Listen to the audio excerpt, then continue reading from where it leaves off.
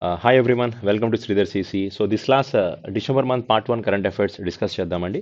Almost ఒక 50 questions ఉన్నాయి. So one by one questions describe చేద్దాం. Let's see the first question.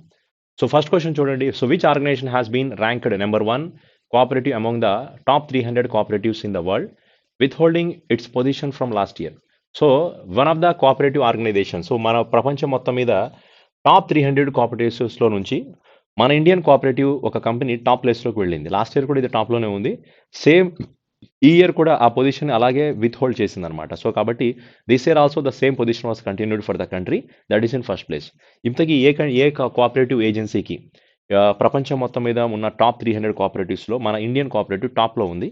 ఆ cooperative agency పేరేంటి? That cooperative organisation is means consider as a IFFCO. That is Indian farmer fertiliser cooperative organisation. So Indian farmer fertilisers cooperative organisation this is in first place అండి. యాక్చువల్గా ఈ organisation వచ్చి న్యూఢిల్లీలో ఉంది. యాక్చువల్గా ఈ ఆర్గనైజేషన్ ఎందుకు కోఆపరేటివ్ ఏజెన్సీలో టాప్లో ఉంది కదా, ఇంతకీ ఈ ఆర్గనైజేషన్ చేసే పని ఏంటి? తను చేసే పని పేరులోనే ఉందండి, Indian farmer fertiliser cooperative organisation అని. అంటే this is especially producing the fertilisers for the farmers and after then it is manufacturing the fertilisers. Then తర్వాత ఇది ఫర్టిలైజర్స్ని అమ్ముతూ ఉంటుంది. Like it is selling the fertilisers to farmers. That means it is marketing the fertilisers to farmers only. So కాబట్టి ఆ company పేరు Indian farmer fertilisers cooperative organization which is belongs to New Delhi.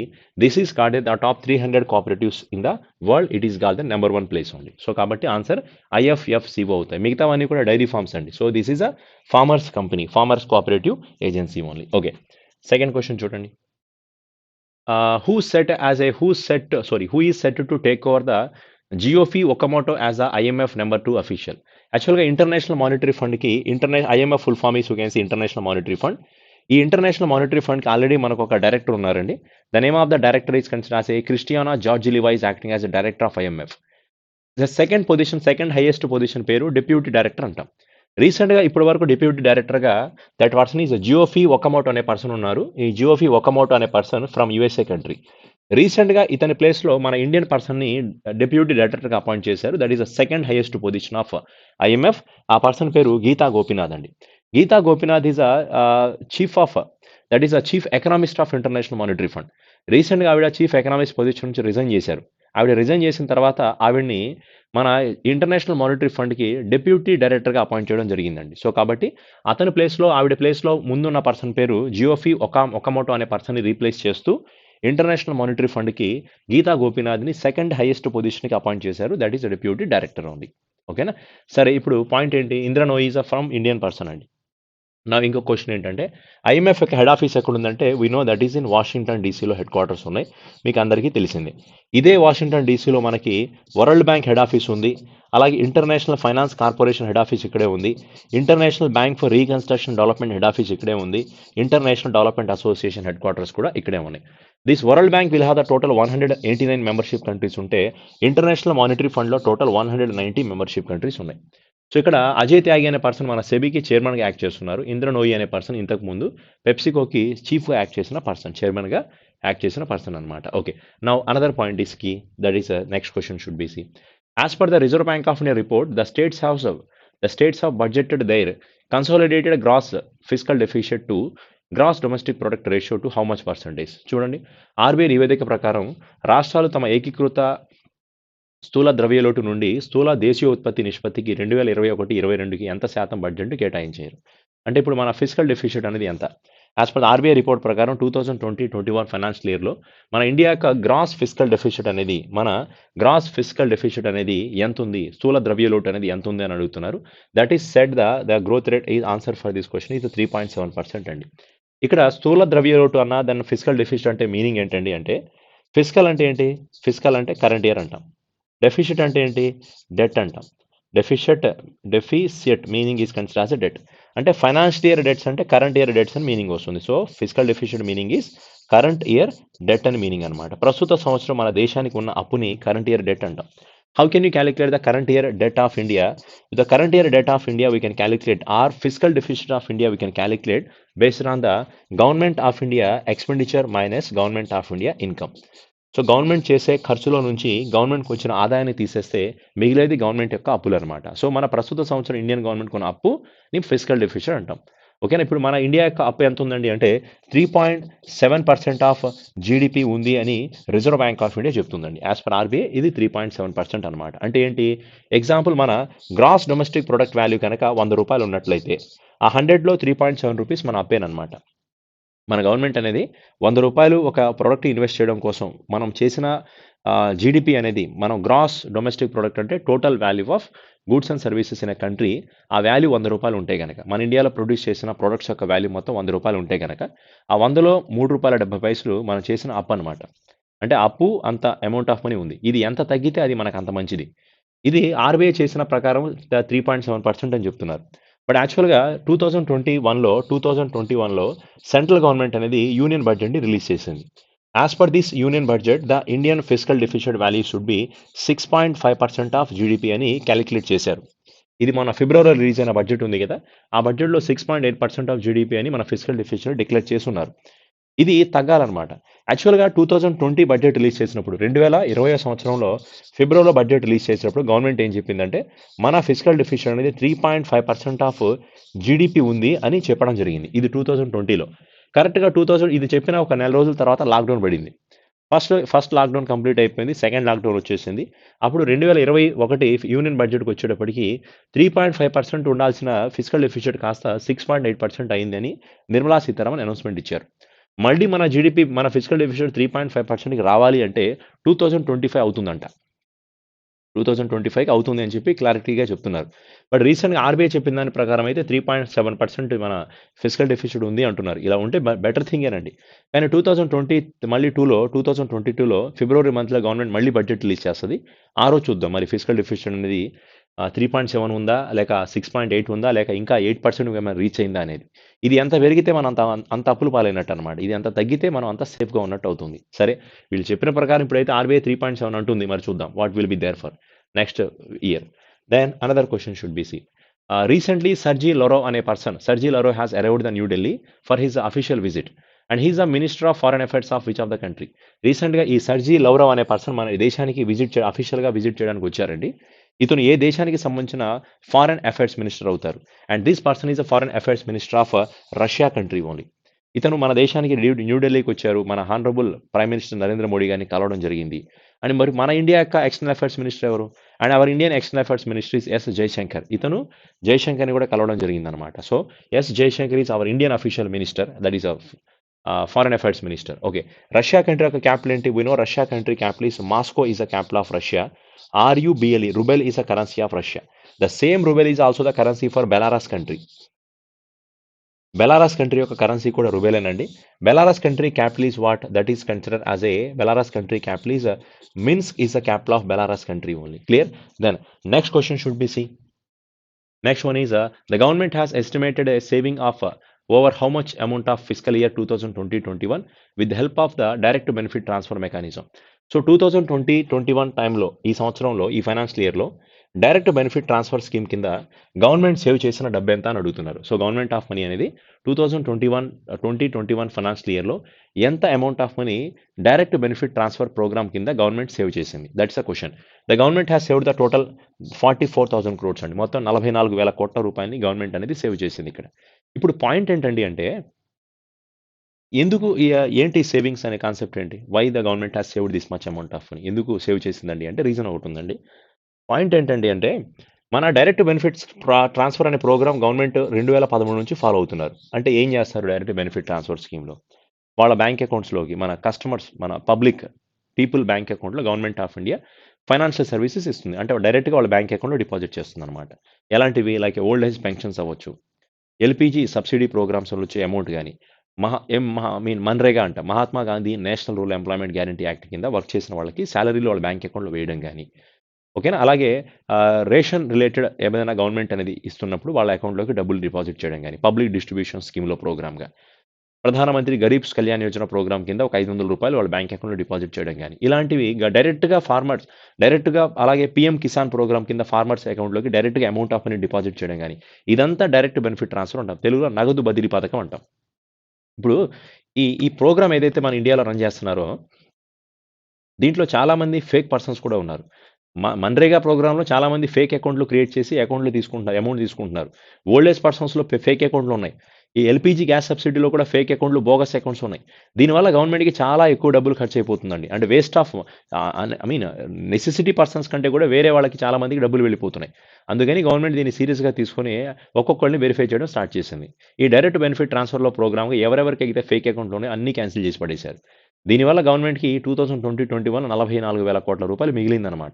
అంటే అంతకంటే ఏముండదు. దాని మీద అంత అంత ఎక్కువ అమౌంట్ ఆఫ్ మనీ ఫ్రీగా గవర్నమెంట్ అన్నెసెసరీగా ఫేక్ పర్సన్స్‌కి వెళ్ళిపోయింది ఆ డబ్బు. సో, ప్లస్ ఈ ప్రోగ్రామ్ స్టార్ట్ చేసిన దగ్గర నుంచి ఇప్పటి వరకు గవర్నమెంట్ సేవ్ చేసిన డబ్బు 2.2 lakhs crores amount of money అండి. 2,20,000 కోట్ల రూపాయలు డైరెక్ట్ బెనిఫిట్ ట్రాన్స్‌ఫర్ స్కీమ్ కింద గవర్నమెంట్‌కి సేవ్ అయిందనమాట. దాంట్లో ఎస్పెషల్‌గా 2020, 21 ఫైనాన్షియల్ ఇయర్‌లో 44,000 crores amount of money government అనేది సేవ్ చేసింది. So, this is the concept of ఇదే ఈ ప్రోగ్రామ్ యొక్క ఈ క్వెషన్ యొక్క మీనింగ్ అండి. ఓకేనా? సరే నెక్స్ట్ క్వెషన్ చూడండి. Next one. The Union Housing Urban Affairs Minister has extended the timeline for implementation of Smart City Mission to which year? రీసెంట్‌గా గవర్నమెంట్ అనేది స్మార్ట్ సిటీ మిషన్స్‌ని యొక్క ప్రోగ్రామ్‌ని ఎక్స్‌టెన్షన్ చేసింది. యాక్చువల్‌గా అయిపోవాల్సింది. ఇప్పుడు కంప్లీట్ అయిపోవాల్సింది స్మార్ట్ సిటీ మిషన్ అనేది. కానీ కోవిడ్-19 వల్ల ఈ స్మార్ట్ సిటీ మిషన్ ఇంకొక 2 ఇయర్స్ ఎక్స్‌టెన్షన్ చేశారు. అంటే 2023 జూన్ మంత్‌కి ఎక్స్‌టెన్షన్ చేయడం జరిగింది. స్మార్ట్ సిటీ మిషన్ అనే ప్రోగ్రామ్‌ని 2015లో మోడీ గారు ప్రైమ్ మినిస్టర్ అయిన 1 ఇయర్ తర్వాత ఆల్మోస్ట్ 2015లో ఈ ప్రోగ్రామ్‌ని లాంచ్ చేశారు. In the part of this programme the government of India selected the total 100 cities. మొత్తం ఒక 100 సిటీస్‌ని సెలెక్ట్ చేసుకుంటుంది. ఈ 100 సిటీస్‌ని గవర్నమెంట్ సెలెక్ట్ చేసి వీటిలో కంప్లీట్ డెవలప్ చేయాలి. అంటే ఇన్‌ఫ్రాస్ట్రక్చర్ పరంగా గాని అన్నీ A to Z everything development they have to do. మన ఆంధ్రప్రదేశ్ స్టేట్‌లో, తెలంగాణ స్టేట్‌లో కూడా స్మార్ట్ సిటీస్‌ని డిక్లేర్ అయినాయి. వరంగల్ సిటీస్‌ని స్మార్ట్ సిటీ కింద డిక్లేర్ చేశారు. ఆంధ్రాలో విజయవాడని స్మార్ట్ సిటీ, తిరుపతిని స్మార్ట్ సిటీగా డిక్లేర్ చేసున్నారు. ఇప్పుడు వైజాగ్‌ని స్మార్ట్ సిటీగా డిక్లరేషన్ చేసున్నారు. వీటన్నిటిని కూడా ప్రాపర్‌గా 100 సిటీస్ ఇండియా మొత్తం మీద సెలెక్ట్ చేశారు. వీటన్నిటి ఎఫిషియెంట్ ఇన్‌ఫ్రాస్ట్రక్చర్‌ని బాగా డెవలప్ చేయాలి. అది మీనింగ్ అనమాట. కానీ ఇది యాక్చువల్‌గా ఈ పార్టీ అయిపోయాలి. ఇది 2 ఫేజెస్‌లో 100 సిటీలని సెలెక్ట్ చేశారు. 2015లో ఒక ఫేజ్‌ని, 2018లో ఇంకొక ఫేజ్ అనమాట. మరి ఇప్పటికి అది అవ్వాలి కదా! కానీ ఎందుకు ప్రాబ్లమ్ అండి అంటే గవర్నమెంట్ ఆఫ్ ఇండియా రీసెంట్‌గా పాండమిక్ జరిగింది కాబట్టి, కోవిడ్ వల్ల ఎకనామికల్ సిస్టమ్ డిస్టర్బెన్స్ వచ్చాయి కాబట్టి, ఇది చేయడానికి ఇంకొంచెం టైం పడుతుంది. So, by 2023 we will complete this one అంటున్నారు. ఓకేనా? సరే this is the top point అండి. Next move on to the next question. And who was a person was recently appointed as the chairman of National Asset Reconstruction Company. National Asset Reconstruction Company, which is belongs to Mumbai. For this company, one of the person was appointed as a chairman. The person name is Pradeep Shah was appointed as a chairman for this company. National Asset Reconstruction Company యొక్క purpose ఏంటి? What is the functionality this fund? It is giving the support for the banks to recover the non-performing assets. బ్యాంకులో ఉన్న non performing అసెట్స్‌ని recover చేయడం కోసం ఇవి start చేశారండి. అంటే జనరల్‌గా మనం చాలామంది కస్టమర్స్ బ్యాంకులో లోన్ తీసుకొని కట్టకపోతే సర్ఫాస్ యాక్ట్ అనే ఒక ప్రొసీజర్ యూజ్ చేసి they are start the recovery process. ఈ సర్ఫాస్ యాక్ట్ ప్రొసీజర్‌లో కూడా ఎవరు కూడా ఆక్షన్‌లో కూడా వేలం పాట వేసినప్పుడు కూడా ఎవడు ఈ ప్రాపర్టీని కొన్నప్పుడు బ్యాంక్ ఈ ప్రాపర్టీస్‌ని అసెట్ రీకన్స్ట్రక్షన్ కంపెనీస్‌కి హ్యాండ్ ఓవర్ చేస్తుంది. వాళ్ళు ఆ ప్రాపర్టీని వాళ్ళకున్న కస్టమర్స్‌లో ఎవరికొకళ్ళకి ఎంత కుదిరితే అంతకు అమ్మేసి వచ్చిన డబ్బులో వాళ్ళ కమిషన్ వాళ్ళు తీసుకొని రిమైనింగ్ డబ్బుని బ్యాంకులకి ఇచ్చేస్తారు. ఈ ప్రాసెస్‌లో ఉన్న వాటిని అసెట్ రీకన్స్ట్రక్షన్ కంపెనీస్ అంటాం. క్లియర్ కదా? ఈ అసెట్ రీకన్స్ట్రక్షన్ కంపెనీస్ అనేది ఏదైతే ఉన్నాయో వాటికి రీసెంట్‌గా one of the asset recon company పేరు national asset reconstruction company limited అంటాం. For this one Pradeep Shah was recently appointed as a chairman for this organization only. Okay. Come to the next question. Which country has been elected as a following chair of the group of 77 for the year 2022? Recently 45th ministerial conference 45th ministerial conference meeting 45th ministerial conference meeting 2022, which is going to conduct by the countries considered. This question meaning is this one. So this question meaning is this one. See the 45th ministerial conference of 45th, we can say, I will write down again. That is called as a 45th ministerial group of 77 countries conference. Group of 77 countries conference. So this conference will going to happen in which of the country? That's the meaning of this question. Which is going to happen in Pakistan country. So Pakistan country capital Islamabad. So it's 2022. In the year of 2022 total, the 45th ministerial conference summit is going there. That's a conference. There total 77 countries will participated, and they are giving the, so which country will going to host this event? That is Pakistan country will going to host in the 2022 only. And Pakistan country capital Islamabad. In Islamabad there is a venue declared for this conference. Islamabad is a venue for this conference only. Okay, total 77 countries will participated. That's the meaning of this particular question only. Okay, next question you see. Next one is, as per the S&P, as per the Standard and Poor, what is the India's GDP growth rate for 2022? They said S&P, as per S&P ప్రకారం మన India growth rate అనేది 9.5% ఉందండి. It is updated value. We have to note down this one. అలాగే as per the Fitch the growth rate is 8.4% ఉంది. As per the Moody the India growth rate వచ్చి 9.3% అండి. ఇవి కూడా అప్డేటెడ్ వాల్యూసే. As per the OECD value ప్రకారం, OECD ప్రకారం 9.4% ఉంది. As per FICCI, as per FICCI it is 9.1% అండి. యాజ్ పర్ గోల్డ్మ్యాన్ సాచ్ ప్రకారం, So as per Goldman Sachs is one of the foreign bank. As per this one also 9.1%. As per RBI ప్రకారం అయితే మన growth rate అనేది 9.5% ఉంది. As per international monetary fund is also said October మంత్లో వీళ్ళు కూడా 9.5% అని చెప్తున్నారు. మరి వరల్డ్ బ్యాంక్ అయితే ఆల్మోస్ట్ ఒక 2 months నుంచి వరల్డ్ బ్యాంక్ అనేది 8.3% చెప్తుందండి. 8.3% అనమాట. తర్వాత as per the government data ప్రకారం, as per the government data the India GDP growth rate వచ్చి 8.4% ఉంది. 8.4%. సో ఇవన్నీ మన ఇండియాకా గ్రోత్ రేట్స్ కొన్ని డిఫరెంట్ కంపెనీస్ ప్రకారం. Then we have to make the update for this one. Then another question is 10th question. Who clinched the KSLTA ITF World Tour Championship Women Single title? She's beaten the Saujanya Bhavasti. Saujanya, that is a Bhavaseti in Bangalore only. So this is one of the event Karnataka state government has conducted. That is a Karnataka State Lawn Tennis Association. కర్ణాటకలో జరిగిన ఒక tennis association, దీన్ని international tennis federation వాళ్ళు conduct చేశారు, which is in Karnataka. Then one of the female person has won the title. ఆవిడ సౌజన్య భవేశ్ అనే person ఓడించి గెలిచిందనమాట. And సౌజన్య అనే పర్సన్ రన్నర్. గెలిచిన పర్సన్ పేరు ఏంటండి అంటే Pranjala Yedlapalli is a winner. Pranjala Yedlapalli is a winner.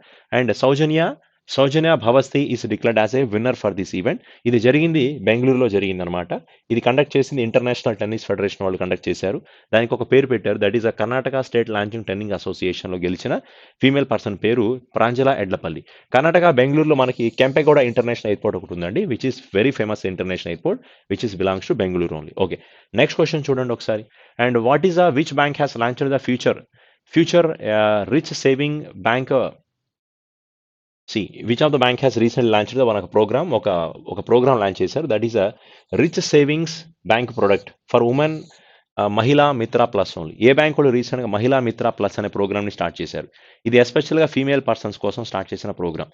దీంట్లో ఒక రిచ్ సర్వీస్ ప్రొడక్ట్స్ ఉన్నాయి. రిచ్ సర్వీస్ ప్రొడక్ట్స్ అంటే ఏంటండి అంటే, ఇది ఒక బ్యాంక్ అకౌంట్ అండి. ఈ అకౌంట్ ఓపెన్ చేసిన ఫీమేల్ పర్సన్స్కి కొన్ని ఎక్స్ట్రా బెనిఫిట్స్, ఫీచర్స్ ఉంటాయి. ఎలాంటివి? వాళ్ళు ఏదైనా లోన్ తీసుకుంటే ఆ లోన్ మీద ఉండే ప్రాసెసింగ్ ఇది ఉండదు. Housing loan processing fee waiver method ఉంటుంది. తక్కువ రేట్ ఆఫ్ ఇంట్రెస్ట్కి లోన్లు ఆఫర్ చేస్తారు. ఇప్పుడు జనరల్గా కస్టమర్కి తక్కువ రేట్ ఆఫ్ ఇంట్రెస్ట్కి లోన్లు ఇచ్చి ప్రాసెసింగ్ ఫీజు కనుక తీసేస్తే చాలా మిగులుతుందండి. ఇలాంటి ఫీచర్స్ మొత్తం పెట్టి ఒక ప్రోగ్రామ్ లాంచ్ చేశారు. అది ఏ బ్యాంక్ వాళ్ళు లాంచ్ చేశారండి అంటే, that is federal bank. Federal బ్యాంక్కి హెడ్ ఆఫీస్ ఎక్కడ? అలువా అనే ప్లేస్లో ఉంది, విచ్ ఈస్ ఇన్ కేరళ స్టేట్లో ఉందండి. యువర్ పర్ఫెక్ట్ బ్యాంకింగ్ పార్ట్నర్ అనేది ఫెడరల్ బ్యాంక్ యొక్క ట్యాగ్ లైన్ అవుతుంది. సో మిగతా బ్యాంక్స్ యొక్క హెడ్ ఆఫీసెస్ తెలిసిందే కదా. ఈ రిమైనింగ్ అన్ని బ్యాంకులకి హెడ్ క్వార్టర్స్ వచ్చి మనకి ముంబైలోనే ఉన్నాయండి. ఓకే, సరే, నెక్స్ట్ క్వశ్చన్ చూడండి. As per the government data ప్రకారం what was the amount of GST collections in November month, which was the highest since its roll out only. As per the government ప్రకారం November మంత్లో GST collection ఎంత అని అడుగుతున్నారు. November మంత్లో GST collection అనేది 1.31 lakhs crores అండి. ఇది GST form అయిన దగ్గర నుంచి ఇప్పటి వరకు హైయెస్ట్ కలెక్షన్ అంటున్నారు. అంటే హైయెస్ట్ కలెక్షన్ అంటే సెకండ్ హైయెస్ట్ కలెక్షన్ అని చెప్పాలి. జిఎస్టీ ఫామ్ అయిన దగ్గర నుంచి ఇది సెకండ్ హైయెస్ట్ కలెక్షన్ అండి. జిఎస్టీ ఫార్మేషన్ జరిగింది 2017 జూలై 1 జిఎస్టీ యొక్క ఫార్మేషన్ జరిగింది. ఫ్రమ్ 2017 జూలై 1 నుంచి ఇప్పటి వరకు నవంబర్ మంత్లో జిఎస్టీ కలెక్షన్స్ అనేది సెకండ్ హైయెస్ట్ కలెక్షన్ అని చెప్పాలి. మరి ఫస్ట్ హైయెస్ట్ కలెక్షన్ ఏ మంత్లో జరిగింది? ఫస్ట్ హైయెస్ట్ కలెక్షన్ జరిగింది, దట్ ఈస్ ఏప్రిల్ మంత్లో జరిగాయండి. So April is ultimate highest collection is till now. Okay, so April month మొత్తం 1.41 lakhs జిఎస్టీ కలెక్షన్ వచ్చింది. 1.41 lakhs crores జిఎస్టీ కలెక్షన్. అంటే దానికి దీనికి దగ్గర 10,000 కోట్ల తేడా ఉందన్నమాట. అప్పుడైతే 1.41 lakhs crores జరిగింది, ఇప్పుడు 1.31 lakhs crores జరిగింది. కాబట్టి that is highest collection in April. This is the second highest collection in November month అండి. ఓకేనా? సో జిఎస్టీ యొక్క formation day 1st of July. ఇదే 1st of July మనం నేషనల్ డాక్టర్స్ డే అని పిలవచ్చు. Same day is state bank of India formation day. అదే రోజు chartered accountings day. అదే రోజు ఇంటర్నేషనల్ జోక్స్ డే కూడా. ఓకే, సరే, next question is which country get the world's first floating city by 2025? World's first floating సిటీని ఏ country declare చేసిందంటే, that is a south Korea country. 2025 సంవత్సరం వచ్చేటప్పటికి ప్రపంచంలోనే వాళ్ళు ఒక ఫ్లోటింగ్ సిటీని కన్స్ట్రక్ట్ చేస్తారంట. ఫస్ట్ ఫ్లోటింగ్ సిటీ అంట. అదేంటంటే నేళ్ల మీద తేలుతూ ఉండే సిటీ అనమాట. అది అనేది హరికేన్ ప్రూఫ్ అవుతుంది, అలాగే ఫ్లడ్ ప్రూఫ్. ఫ్లడ్స్ వచ్చినా గానీ, సైక్లోన్స్ వచ్చినా గానీ, ఆ సిటీ తట్టుకొని నిలబడుతుంది. అలాంటి సిటీని మేము 2025 వచ్చేటప్పటికి కన్స్ట్రక్ట్ చేస్తామని సౌత్ కొరియా కంట్రీ వాళ్ళు డిక్లేర్ చేశారండి. So, that is world first floating city అనొచ్చు. Which is started in south Korea country. అలాగే కొన్ని పాయింట్స్ చెప్దామండి. సో, ఇండియాలోనే first food India's first food security India's first food security మ్యూజియంని ఎక్కడ కన్స్ట్రక్ట్ చేశారు? India's first food security museum. India's first food security museum which is in Thanjavur. So Thanjavur అనే place అండి. తంజావూర్ ఎక్కడుంది? Thanjavur is a place belong to Tamil Nadu స్టేట్లో construction చేశారు. అలాగే India's first inland inland fisheries incubation centre. Indian first incubation centre which is started in the Gurugram. అలాగే ఇండియాలోనే first grain ATM ఇది ఎక్కడ స్టార్ట్ అయింది? Which is also the Gurugram place only, Gurugram. So India's first dolphin research centre, dolphin research centre ఇది start చేసింది ఎక్కడండి అంటే పాట్నాలో start చేశారు. అదే ఇండియాలోనే ఫస్ట్ డాల్ఫిన్ రిజర్వ్ సెంటర్ అడిగారు అనుకోండి, India's first dolphin reserve centre ఇది ఎక్కడ స్టార్ట్ చేశారండి అంటే the answer should be Meerut అనే ప్లేస్లో చెప్పాలి, మీరట్. సో ఇవన్నీ కొన్ని first dolphin research centres, dolphin reserve centre, fisheries incubation centre, అలాగే ఫుడ్ సెక్యూరిటీ మ్యూజియంస్ అంటాం. సో ఇవన్నీ ఈ లొకేషన్స్లో స్టార్ట్ చేసి ఉన్నాయండి. Then we have to make the update.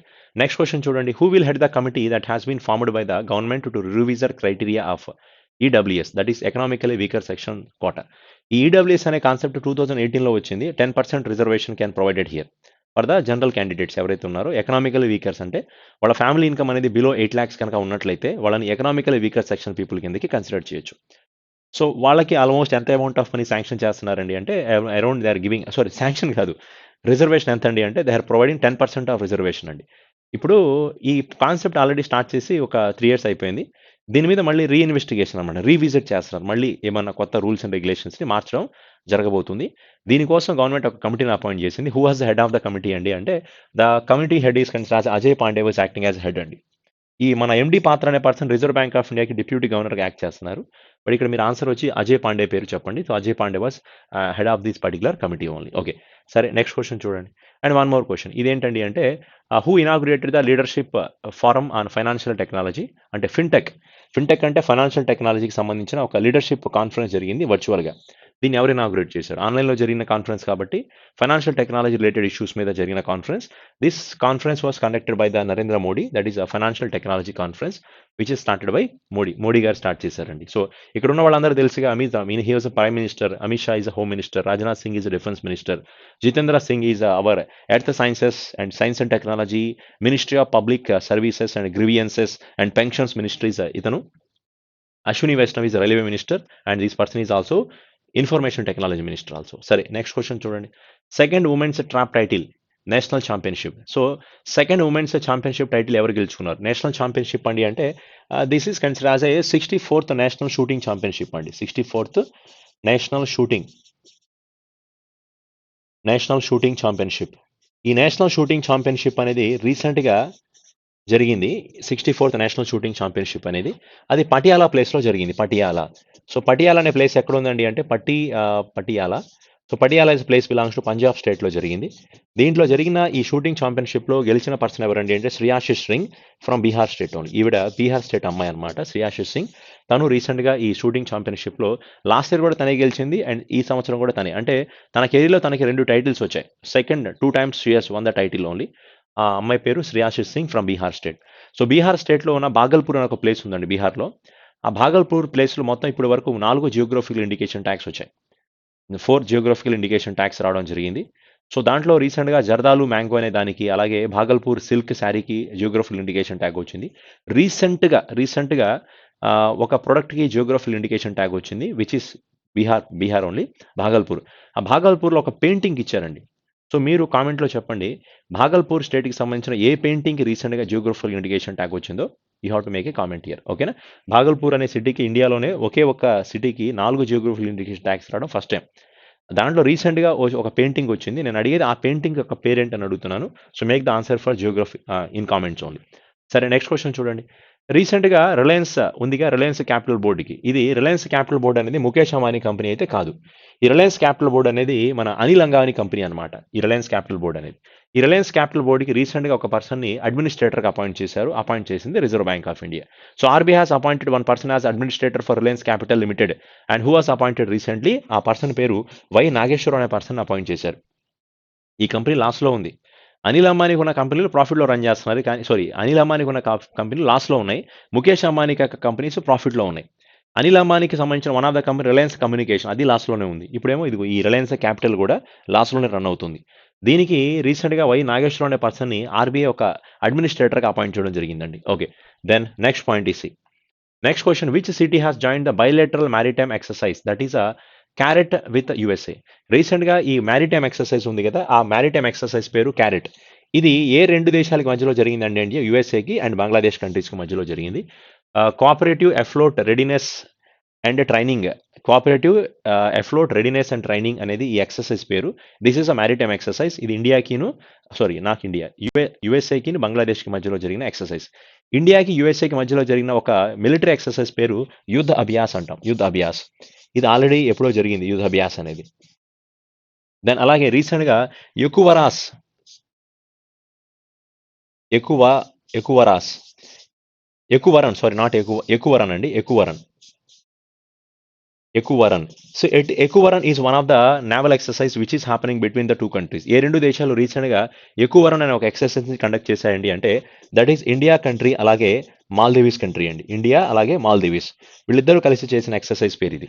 అలాగే దోస్తీ అనే ఒక ఎక్సర్సైజ్ ని దోస్తీ అనే ఎక్సర్సైజ్ ని ఇండియా అలాగే మాల్దీవ్స్ అలాగే శ్రీలంక ఈ మూడు కంట్రీలు కలిసి కనెక్ట్ చేసిన ఎక్సర్సైజ్ పేరు దోస్తీ అంటాం. కొంకన్ శక్తి అనేది ఒక నావల్ ఎక్సర్సైజ్ ఇండియాకి యూకేకి మధ్యలో జరిగింది.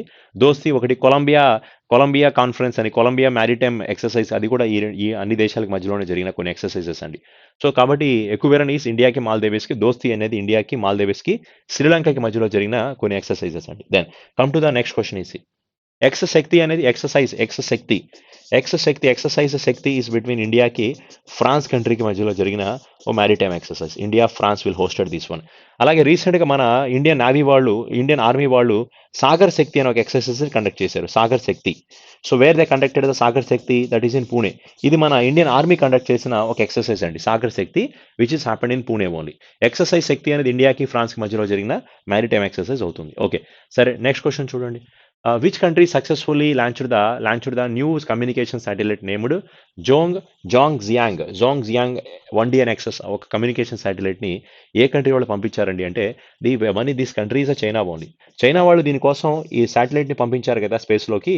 దానికోసం యూజ్ చేసిన రాకెట్ పేరేంటి? Which rocket they are used to send the satellite? That is Long March 3B అనే రాకెట్ ని యూజ్ చేశారు. They send this missile from the launch station. ఎక్కడి నుంచి లాంచ్ చేశారండి అంటే that is Jiang space station. launch space station. This Jiang launch space station belongs to the Siachen provinces లో ఉంది. ఏదైతే చైనాలోనే ఉందండి.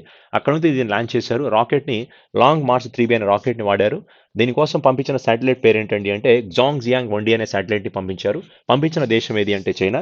ఈ దేశానికి క్యాపిటల్ బీజింగ్ అవుతుంది, కరెన్సీ యువాన్ అవుతుంది. ఆస్ట్రేలియా కంట్రీ తెలుసు. సౌత్ కొరియా క్యాపిటల్ ఏంటండి? ఇందాక వరల్డ్లోనే ఫస్ట్ ఫ్లోటింగ్ సిటీని ఈ కంట్రీనే కండక్ట్ చేస్తుంది. సియోల్ అనేది క్యాపిటల్ అవుతుంది ఆ కంట్రీకి. వన్ అనేది కరెన్సీ అవుతుందండి. సో ఆస్ట్రేలియా కంట్రీ క్యాపిటల్ ఏంటి? Then Canberra is the capital of Australia. Then Australian dollar is the currency of this country. Next question చూడండి ఒకసారి. Who named as a UNESCO's good will ambassador becoming the first Japanese women to hold this post only. So UNESCO యొక్క good will ambassador ఎవరు? ఒక Japan country యొక్క first female person appoint చేశారు. She was from the Japan country, first female person. ఇప్పటి వరకు యునెస్కోకి ఏ female పర్సన్ని, అదే Japan కంట్రీకి సంబంధించిన ఏ ఫీమేల్ పర్సన్ని కూడా ఒక అంబాసిడర్గా అపాయింట్ చేయలేదు. First time the first female person of Japan country ambassador appointed as a UNESCO good will ambassador. The name of the person is consider as a Naomi Kawase was recently appointed. అలాగే రీసెంట్గా కొన్ని కంపెనీస్కి ఉన్న brand ambassadors పేర్లు రాస్తానండి. Then updated these values. So Arunachal Pradesh స్టేట్కి Arunachal Pradesh. So who was a person was recently appointed as a Arunachal Pradesh brand ambassador? That person is Sanjay దత్ని appoint చేశారు. And who was the person who was appointed as a brand ambassador of that is a Zanzibar Island. Zanzibar Island. ఈ జంజిబార్ ఐలాండ్కి కూడా ఎవరిని brand అంబాసిడర్గా appoint చేశారండి అంటే Sanjay Dutt was appointed only. Zanzibar island అనేది ఒక Caribbean island. ఇది ఆఫ్రికన్ కంట్రీలో ఉందండి. అంటే తాంజానియా కంట్రీలోనే ఒక ఐలాండ్ ఇది. దానికి సంజయ్ దత్ని అంబాసిడర్గా అపాయింట్ చేశారు. మహారాష్ట్ర స్టేట్కి రీసెంట్గా మహారాష్ట్ర స్టేట్కి వ్యాక్సిన్ అంబాసిడర్గా ఎవరిని అపాయింట్ చేశారండి అంటే సల్మాన్ ఖాన్ అపాయింట్ చేశారండి. Salman Khan was appointed. అలాగే రీసెంట్గా యాంబే అనే ఒక ప్రోడక్ట్ యాంబే ఇండియా కంపెనీకి ఇది ఒక FMCG company, fast moving consumer goods అంటాం. ఈ కంపెనీకి రీసెంట్గా అమితాబ్ బచ్చన్ని అంబాసిడర్గా అపాయింట్ చేశారు. Amitabh Bachchan was appoint as ambassador. అలాగే పంజాబ్ స్టేట్కి ఎప్పుడు అంటే ఆల్మోస్ట్ ఒక 5-6 months బ్యాక్ పంజాబ్ స్టేట్కి వ్యాక్సిన్ అంబాసిడర్గా సోనూ సూద్ని అపాయింట్ చేశారు. సోనూ సూద్. అలాగే ఇదే సోనూ సూద్ని జండూబామ్కి కూడా అంబాసిడర్గా అపాయింట్ చేశారు. జండూబామ్ అంబాసిడర్ కూడా ఎవరండి అంటే సోనూ సూద్ని అపాయింట్ చేశారండి.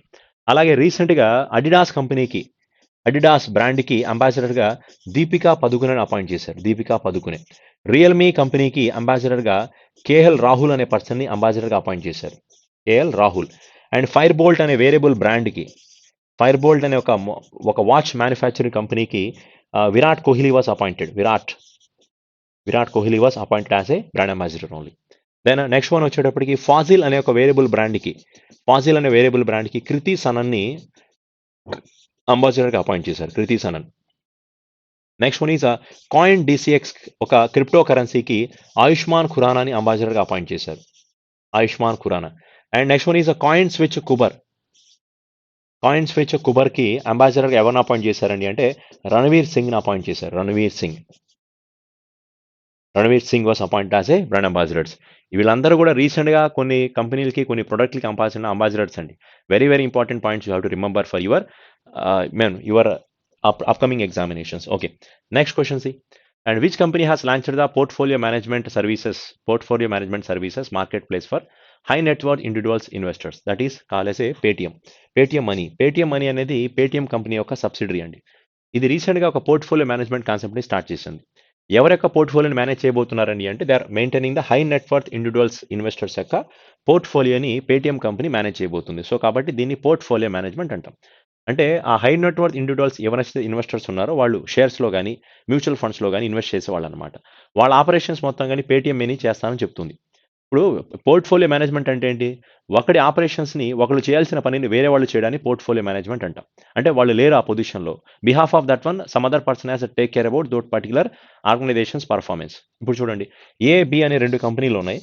సో బి కంపెనీ యొక్క రెస్పాన్సిబిలిటీ మొత్తాన్ని ఏ కంపెనీ చూసుకుంటుంది అందాం. అంటే ఏంటి? బి కంపెనీ చేసే డెసిషన్స్ కానీ వాళ్ళు తీసే ప్లానింగ్లు కానీ వాళ్ళ యొక్క ప్రొడక్ట్లు కానీ వాడి యొక్క ప్రాజెక్టులు కానీ ఇవన్నీ కూడా ఏ కంపెనీ మెయింటైన్ చేస్తుంది అనమాట. అంటే ఇది తను చేయాల్సిన పనిని ఏ కంపెనీ ఆ రెస్పాన్సిబిలిటీ మొత్తాన్ని చూసుకుంటుంది. దాన్ని పోర్ట్ఫోలియో మేనేజ్మెంట్ అంటాం. ఇప్పుడు ఈ ఇన్వెస్టర్స్ ఎవరైతే హై నెట్ వర్త్ ఇన్వెస్టర్స్ ఉన్నారో వాళ్ళ యొక్క ఇన్వెస్ట్మెంట్స్ యొక్క రెస్పాన్సిబిలిటీ మొత్తాన్ని కూడా ఎక్కడ చేస్తారు? అదంతా కూడా Paytm మనీ కంపెనీ చూసుకుంటుంది అనమాట. కాబట్టి Paytm money is declared as a portfolio management company of high net worth individuals. సరే, హై నెట్ వర్త్ ఇండివిజువల్స్ అంటే ఎవరండి అంటే these persons are doing the more investments in markets. ఎక్కువ మార్కెట్లు ఇన్వెస్ట్ చేస్తున్నారు. వాళ్ళ యొక్క లోన్లు చాలా తక్కువ ఉన్నాయి. వాళ్ళకి అప్పులు లేవు, కానీ ఎక్కువ ఇన్వెస్ట్మెంట్లు ఎక్కువ డిపాజిట్లు ఉంటే అలాంటి వాళ్ళని హై నెట్ వర్త్ ఇండివిజువల్స్ అంటాం. సో అలాంటి కస్టమర్స్ ఏదైనా బ్యాంకులో ఉంటే ఆ బ్యాంక్ యొక్క పర్ఫార్మెన్స్ చాలా బ్రహ్మాండంగా ఉంటుంది. కానీ రివర్స్ అయితే బ్యాంక్ యొక్క పరిస్థితి నాశనం అవుతుంది అనమాట. అంటే లోన్లు తీసుకునే వాళ్ళు ఎక్కువ ఉన్నారు, డిపాజిట్లు చేసేవాళ్ళు తక్కువ ఉన్నారు. కానీ హై నెట్ వర్త్ ఇండివిజువల్ అలాంటి వాళ్ళు కాదండి. They are depositing more money. వాళ్ళు లోన్లు బ్యాంకుల నుంచి తీసుకునే వాళ్ళ రకం కాదు. వాళ్ళంతా బ్యాంకులకి ఎక్కువ డబ్బులు ఇస్తారు, ఎక్కువ డిపాజిట్లు చేస్తారు, ఎక్కువ ఇన్వెస్ట్ చేసేవాళ్ళు రిచెస్ట్ పర్సన్ టైప్ అనమాట. వాళ్ళ యొక్క పోర్ట్ఫోలియోస్ని మేనేజ్ చేసే బాధ్యత Paytm మనీ కంపెనీ రీసెంట్గా తీసుకోవడం జరిగింది. ఓకేనా? సరే, నెక్స్ట్ క్వశ్చన్ చూడండి. Who was elected as a new president of international police commission. So international police organisation అంటాం కదా. ఈ ఆర్గనైజేషన్ యొక్క హెడ్ ఆఫీస్ ప్యారిస్లో ఉంది. దీనికి రీసెంట్గా ఎవరిని హెడ్గా అపాయింట్ చేశారండి అంటే ప్రెసిడెంట్గా అపాయింట్ చేసిన అహ్మద్ నసర్ రైసీ అనే పర్సన్ అపాయింట్ చేశారు. Ahmed Nasser Al Raisi. And this person is from UAE country అండి. ఓకేనా? సరే, ఇప్పుడు UAE కంట్రీకి క్యాపిటల్ ఏమో అబుదాబి అవుతుంది, కరెన్సీ వచ్చి దిర్హం అవుతుంది. ఇదే ప్యారిస్లో మనకి ఆల్రెడీ యునెస్కో హెడ్ ఆఫీస్ ఉంది. UNESCO యునెస్కో హెడ్ ఆఫీస్ ఇక్కడే ఉంది. Organisation of economic cooperation development head office ఇక్కడే ఉంది. Financial action task force head quarter ఇక్కడే ఉంది. ప్లస్ దాంతోపాటు reporters without border head offices కూడా ఇక్కడే ఉన్నాయి. ఇప్పుడు రీసెంట్గా మన ఇండియా నుంచి ఇంటర్పోల్కి ఒక delegate of Asia executive committee, delegate of Asia executive కమిటీగా మన ఇండియా నుంచి ఒక పర్సన్ అపాయింట్ చేశారు. అతని పేరు ప్రవీణ్ సిన్హా. ప్రవీణ్ సిన్హా ఎవరండి అంటే we can say the Praveen Sinha is our CBI central bureau of ఇన్వెస్టిగేషన్కి స్పెషల్ డైరెక్టర్ ఇతను. సిబిఐ యొక్క స్పెషల్ డైరెక్టర్ పేరు ద పర్సన్ ఈజ్ ప్రవీణ్ సిన్హాని delegate of Asia. So delegate for Asia executive కమిటీకి హెడ్గా అపాయింట్ చేశారు. ఎగ్జిక్యూటివ్ కమిటీకి ఒక మెంబర్గా అనొచ్చు. ఒక మెంబర్గా ఎవరిని అపాయింట్ చేసుకున్నారండి అంటే ఏషియా యొక్క క్రిమినల్ యాక్టివిటీస్ని దానికి సంబంధించి delegate of Asia executive committee కిందకి మన ప్రవీణ్ సిన్హాని అపాయింట్ చేశారు. He was means special director of CBI. మరి సిబిఐకి స్పెషల్ డైరెక్టర్ కాకుండా నార్మల్ డైరెక్టర్ ఎవరు? Who is the director of CBI? The person name is SK Jaiswal. So SK Jaiswal means you can say Subodh Kumar Jaiswal is CBI director and special director is Praveen Sinha. ఇతన్ని delegate of Asia executive committee of ఇంటర్పోల్కి appoint చేయడం జరిగింది. కానీ ఇంటర్పోల్కి కొత్తగా appoint అయిన director president పేరేంటండి అంటే అహ్మద్ నసీర్ అల్ Raisi from UAE country అవుతారనమాట. ఓకేనా. ఇంటర్పోల్ యొక్క హెడ్ ఆఫీస్ ఎక్కడ ఉంది? ప్యారిస్లో ఉందండి. నెక్స్ట్ క్వశ్చన్ చూడండి. Which state bagger the gold medal in 40th India international trade fair? So రీసెంట్గా 40th India international trade fair జరిగింది. దాంట్లో ఏ స్టేట్కి గోల్డ్ మెడల్ వచ్చింది? ఇంతకు చూద్దాం. ఈ 40th India international trade fair ఎక్కడ చేశారు? Which is happen in Pragati Maidan of Delhi. ఢిల్లీలో ప్రగతి మైదానంలో జరిగింది. ఓకేనా. ఇప్పుడు ఒక స్టేట్కి గోల్డ్ మెడల్ వచ్చింది అన్నాం కదా, ఏ కేటగిరీలో వచ్చారండి అంటే this is excellence in display అండి. ఎక్సలెన్స్ అండ్ డిస్ప్లే కేటగిరీ అంట. ఎక్సలెన్స్ అండ్ డిస్ప్లే అంటే ఏంటి? ఆ స్టేట్లో సంబంధించిన ప్రొడక్ట్స్ ఏవైతే ఉన్నాయో ఆ స్టేట్కి సంబంధించిన హ్యాండీక్రాఫ్ట్స్ ప్రొడక్ట్స్ కానీ హ్యాండ్లూమింగ్ ప్రొడక్ట్స్ కానీ బొమ్మలు కానీ వీటన్నింటి ఒక ప్రాపర్ వేలో ఎక్సలెన్స్గా అరేంజ్ చేశారు. దాన్ని బీహార్ పెవిలియన్ అంట. Bihar pavilion category. Pavilion category అంటే ఒక ఎగ్జిబిషన్ కేటగిరీలో బెస్ట్ వే ఆఫ్ ఎక్స్ప్రెషన్ అనమాట. Best way of exhibition. అలా ఆ స్టేట్లో ఉన్న నెంబర్ 1 ప్రొడక్ట్స్ మొత్తాన్ని ట్రైబల్ పీపుల్స్లో ఉన్న ప్రొడక్ట్స్ కానీ ట్రైబల్ ఏరియాస్లో మ్యానుఫ్యాక్చరింగ్ చేసిన ప్రొడక్ట్స్ కానీ అసలు ఆ స్టేట్ యొక్క గొప్పతనాన్ని ఒక గొప్పగా ఎగ్జిబిట్ చేయడం అనమాట. దాన్ని ఏమంటామంటే అంటే ఎక్సలెన్స్ అండ్ డిస్ప్లే. అంటే ఎలా ఎగ్జిబిట్ చేస్తారు? వాళ్ళు చేసిన ప్రొడక్ట్స్ మొత్తాన్ని చాలా అందంగా ప్రెజెన్స్ చూపించడం, డిస్ప్లే చేయడం అనమాట. అలాంటి కేటగిరీలో బీహార్కి అవార్డు ఇవ్వడం జరిగిందండి. So the answer should be Bihar అనమాట. Okay. So then another question should be C. So which bank has signed an agreement with Usha International Limited for empowering the women entrepreneurs by providing the financial assistance? That is considered as a State Bank of India. రీసెంట్గా state bank of India అనేది Usha international లిమిటెడ్తో agreement చేశారు. ఈ Usha international limited అనేది మనకు తెలిసిందే కదా, చాలా ఎలక్ట్రికల్ గూడ్స్ని ప్రొడ్యూస్ చేస్తుంది కంపెనీ. మన ఐరన్ బాక్సులు కానీ ఫ్యాన్లు కానీ వీటన్నిటిని ప్రొడ్యూస్ చేసే కంపెనీ. వీళ్ళు స్టేట్ బ్యాంక్ ఆఫ్ ఇండియా కంపెనీతో ఎందుకు అగ్రిమెంట్ చేసుకుందండి అంటే to encourage a women entrepreneurs అండి. ఫీమేల్ పర్సన్స్లో ఎంకరేజ్ చేయడం కోసం, ఫీమేల్ ఎంటర్ప్రీనర్స్ని ఎంకరేజ్ చేయాలి. అంటే ఇలా ఫైనాన్షియల్ సపోర్ట్ ఇవ్వడం. ఆ కంపెనీ అనేది ఫీమేల్ పర్సన్స్కి ఫైనాన్షియల్ సపోర్ట్ ఇవ్వడం కోసం, అదే ఫైనాన్షియల్గా డబ్బులు హెల్ప్ చేయడం అనమాట. కొత్త కొత్త కంపెనీలు స్టార్ట్ చేసుకోవడానికి. ఎవరి కోసం? అది ఎస్పెషల్లీ ఫీమేల్ పర్సన్స్ కోసం. ఏ ఏ బ్యాంక్ కూడా అగ్రిమెంట్ చేశారండి అంటే స్టేట్ బ్యాంక్ ఆఫ్ ఇండియా వాళ్ళు ఎంఓఈ చేసుకోవడం జరిగింది. దేంతో? ఉషా ఇంటర్నేషనల్ లిమిటెడ్ అనే కంపెనీతోనండి. ఓకేనా. Move on to the next question. So which company has బ్యాగ్డ్ the award for the highest average passenger load factor on RCS flights by the ministry of civil aviation? So ministry of civil aviation వాళ్ళు రీసెంట్గా ఒక report release చేశారండి. Regional connectivity సిస్టంలో పాటుగా, regional connectivity సర్వేలో పాటుగా మన ఇండియాలో ఉన్న ఏ ఎయిర్లైన్ సర్వీసెస్ అనేది హైయెస్ట్ లోడ్ ఫ్యాక్టర్ ఎక్కువగా ఉంది. అంటే చాలామంది ప్యాసింజర్స్ ఇష్టపడుతున్నారనమాట. ఎక్కువ లోడ్ ప్యాసింజర్స్ని ఎక్కువగా ట్రావెల్ చేస్తున్న కంపెనీ ఏదండి అంటే that is considered as a star air. ఇది రీసెంట్గా ఎయిర్లైన్ కంపెనీగా డిక్లేర్ చేశారు. ఇది ఎప్పుడైతే ఎయిర్లైన్ కంపెనీగా మారిందో దీని యొక్క load factor, average passenger load factor అనేది పెరిగిందనమాట. అది ఎవరు డిసైడ్ చేశారండి అంటే మినిస్ట్రీ ఆఫ్ మన సివిల్ ఏవియేషన్ మినిస్ట్రీ దీన్ని డిక్లేర్ చేయడం జరిగింది. సివిల్ ఏవియేషన్ మినిస్టర్ ఎవరండి అంటే Jyotiraditya Scindia is acting as a civil aviation minister of India. వాళ్ళు రీసెంట్గా డిక్లేర్ చేశారు Star Air company we have the average passenger load పెరిగిందండి. ప్యాసింజర్స్ యొక్క ఫ్లోటింగ్ పెరిగిందనమాట. దాన్ని యావరేజ్ ప్యాసింజర్ లోడ్ అని కన్సిడర్ చేస్తాం. అది రీజనల్ కనెక్టివిటీలో పార్ట్గా. సో కాబట్టి స్టార్ ఎయిర్ అనేది ఆన్సర్ అవుతుంది. Then another point C. So which state has become the India's leading manufacturing hub as per the data released by the RBI? రీసెంట్గా RBI release చేసిన data ప్రకారం ఇండియాలోనే లీడింగ్ మ్యానుఫ్యాక్చరింగ్ హబ్ అని ఏ స్టేట్కి ఇచ్చారండి? ఏ స్టేట్ యొక్క ఇండియాస్ లీడింగ్ మ్యానుఫ్యాక్చరింగ్ హబ్ అండి అంటే దట్ ఈస్ మహారాష్ట్ర స్టేట్ అనేది ఫస్ట్ ప్లేస్లో ఉంది. సెకండ్ ప్లేస్లో గుజరాత్ స్టేట్ ఉందండి. ఈ మ్యానుఫ్యాక్చరింగ్ హబ్ అని ఎలా చెప్పారండి అంటే యావరేజ్గా ప్రతి సంవత్సరం యావరేజ్గా 15.9% ఆఫ్ ట్రేడ్ అనేది 15.9% ఆఫ్ మ్యానుఫ్యాక్చరింగ్ అనేది ఏ స్టేట్లో జరుగుతుంది? మహారాష్ట్ర స్టేట్లో జరుగుతుంది. ఇక 2012 నుంచి కంపేర్ చేస్తే 2012 నుంచి 2020 వరకు కంపేర్ చేసి చూసినప్పుడు మహారాష్ట్ర స్టేట్ నుంచి జరిగిన ట్రేడ్ యొక్క వాల్యూ వచ్చి 5.22 lakhs crore అండి. 5.22 lakh crore అమౌంట్ ఆఫ్ అని ట్రేడింగ్ జరిగింది. సో కాబట్టి మహారాష్ట్ర స్టేట్ ఎలా డిక్లేర్ చేశారండి అంటే manufacturing India's leading manufacturing hub కిందకి డిక్లరేషన్ అయింది. It is in first place. Second place goes to that is a Gujarat state only. Maharashtra state chief minister వినోదర్ Uddhav Bal Thackeray is acting as a CM. Gujarat యొక్క చీఫ్ మినిస్టర్ రీసెంట్గా అపాయింట్ అయ్యారు. భూపేంద్ర పాటిల్ అనే పర్సన్ గుజరాత్కి అపాయింట్ అయిన కొత్త చీఫ్ మినిస్టర్ అండి. నెక్స్ట్ క్వశ్చన్ చూడండి. And recently how much amount of money how much amount to farmers directly under how much amount was transfer to farmers directly under Pradhan Mantri Kisan Samman Yojana programme by the agriculture minister. మన నరేంద్ర సింగ్ తోమార్ గారు ఒక announcement ఇచ్చారు. ఏమనండి అంటే ప్రధానమంత్రి Kisan Samman Yojana programme కింద ఇప్పటి వరకు గవర్నమెంట్ ఆఫ్ ఇండియా ఎంత అమౌంట్ ఆఫ్ మనీని ఫార్మర్స్ బ్యాంక్ అకౌంట్లోకి ట్రాన్స్ఫర్ చేసింది. ఎంత ట్రాన్స్ఫర్ చేసింది? 1,60,000 crores అండి. అసలు యాక్చువల్గా పిఎం కిసాన్ అనే ప్రోగ్రామ్ 2019 ఇంట్రీమ్ బడ్జెట్ రిలీజ్ చేసినప్పుడు ఈ ప్రోగ్రామ్ని రిలీజ్ చేశారు. ఎవరు రిలీజ్ చేశారు? పీయూష్ గోయల్ అనే పర్సన్. అప్పట్లో ఫైనాన్స్ మినిస్టర్గా ఉన్న అరుణ్ జైట్లీ యొక్క హెల్త్ కండిషన్స్ బాగాలేకపోయేసరికి రైల్వే మినిస్టర్గా ఉన్న పర్సన్ బడ్జెట్ని రిలీజ్ చేశాడు 2019లో. ఆ బడ్జెట్లోనే ఫస్ట్ టైం ఈ పీఎం కిసాన్ ప్రోగ్రామ్ గురించి చెప్పారు. పీఎం కిసాన్ ఫుల్ ఫామ్ ఏంటి? Pradhan Mantri Kisan Samman Nidhi Yojana programme. What is the concept of this programme? They are providing the 6,000 rupees of money to farmers bank account. The farmers who will have the land up to 5 acres. Up to 5 ఎకరాల వరకు ఉన్న farmers land ఎవరి దగ్గర అయితే అంటే up to 2 hectares అంటాం. 5 acres అంటే 2 hectares. ఎవరి దగ్గర అయితే 2 hectare ల్యాండ్ వరకు ఉంటుందో అంటే 5 ఎకరాల వరకు పొలం ఉంటుందో వాళ్ళ బ్యాంక్ అకౌంట్లోకి 6,000 రూపాయలు సంవత్సరానికి డిపాజిట్ చేస్తారు. అది ఒక ఎకరానికి 6,000 అని కాదు, 5 ఎకరాల వరకు 6,000 రూపాయలు. 1 ఎకరం ఉన్నా, 2 ఎకరాలు ఉన్నా, 4 ఎకరాలు ఉన్నా, 5 ఎకరాలు ఉన్నా మీ అకౌంట్లో వేసే డబ్బు 6,000 రూపాయలు. సో అది కూడా 3 ఇన్స్టాల్మెంట్లో వేయడం జరుగుతుంది. That is 2,000, 2,000 and 2,000 rupees. సంవత్సరానికి 3 ఇన్స్టాల్మెంట్లు అనమాట. ఇప్పటి వరకు ఆ 2019 నుంచి 2021 వరకు ఈ రోజు వరకు డిసెంబర్ మంత్ వరకు ఫార్మర్స్ బ్యాంక్ అకౌంట్లోకి ట్రాన్స్ఫర్ చేసిన అమౌంట్ ఎంత అండి అంటే 1,60,000 crores amount of money the transfer in farmers bank account only. This is the statement can given by our agriculture minister Radha, that is Narendra Singh Tomar only. Okay, next question చూడండి. Which project has brought the laurels of a country in 2 categories in this year by UNESCO Asia Pacific Awards for Cultural Heritage Conservation. UNESCO వాళ్ళు ఒక report release చేస్తారండి. ఒక report ఇచ్చారు రీసెంట్గా. దాని పేరు ఒక అవార్డు ప్రజెంట్ చేశారు. ఒక ఏమనొచ్చు అంటే కల్చరల్ అవార్డ్స్ని ఇచ్చారు. దాన్ని యునెస్కో ఏషియా పసిఫిక్ అవార్డ్స్ని ప్రజెంట్ చేశారు.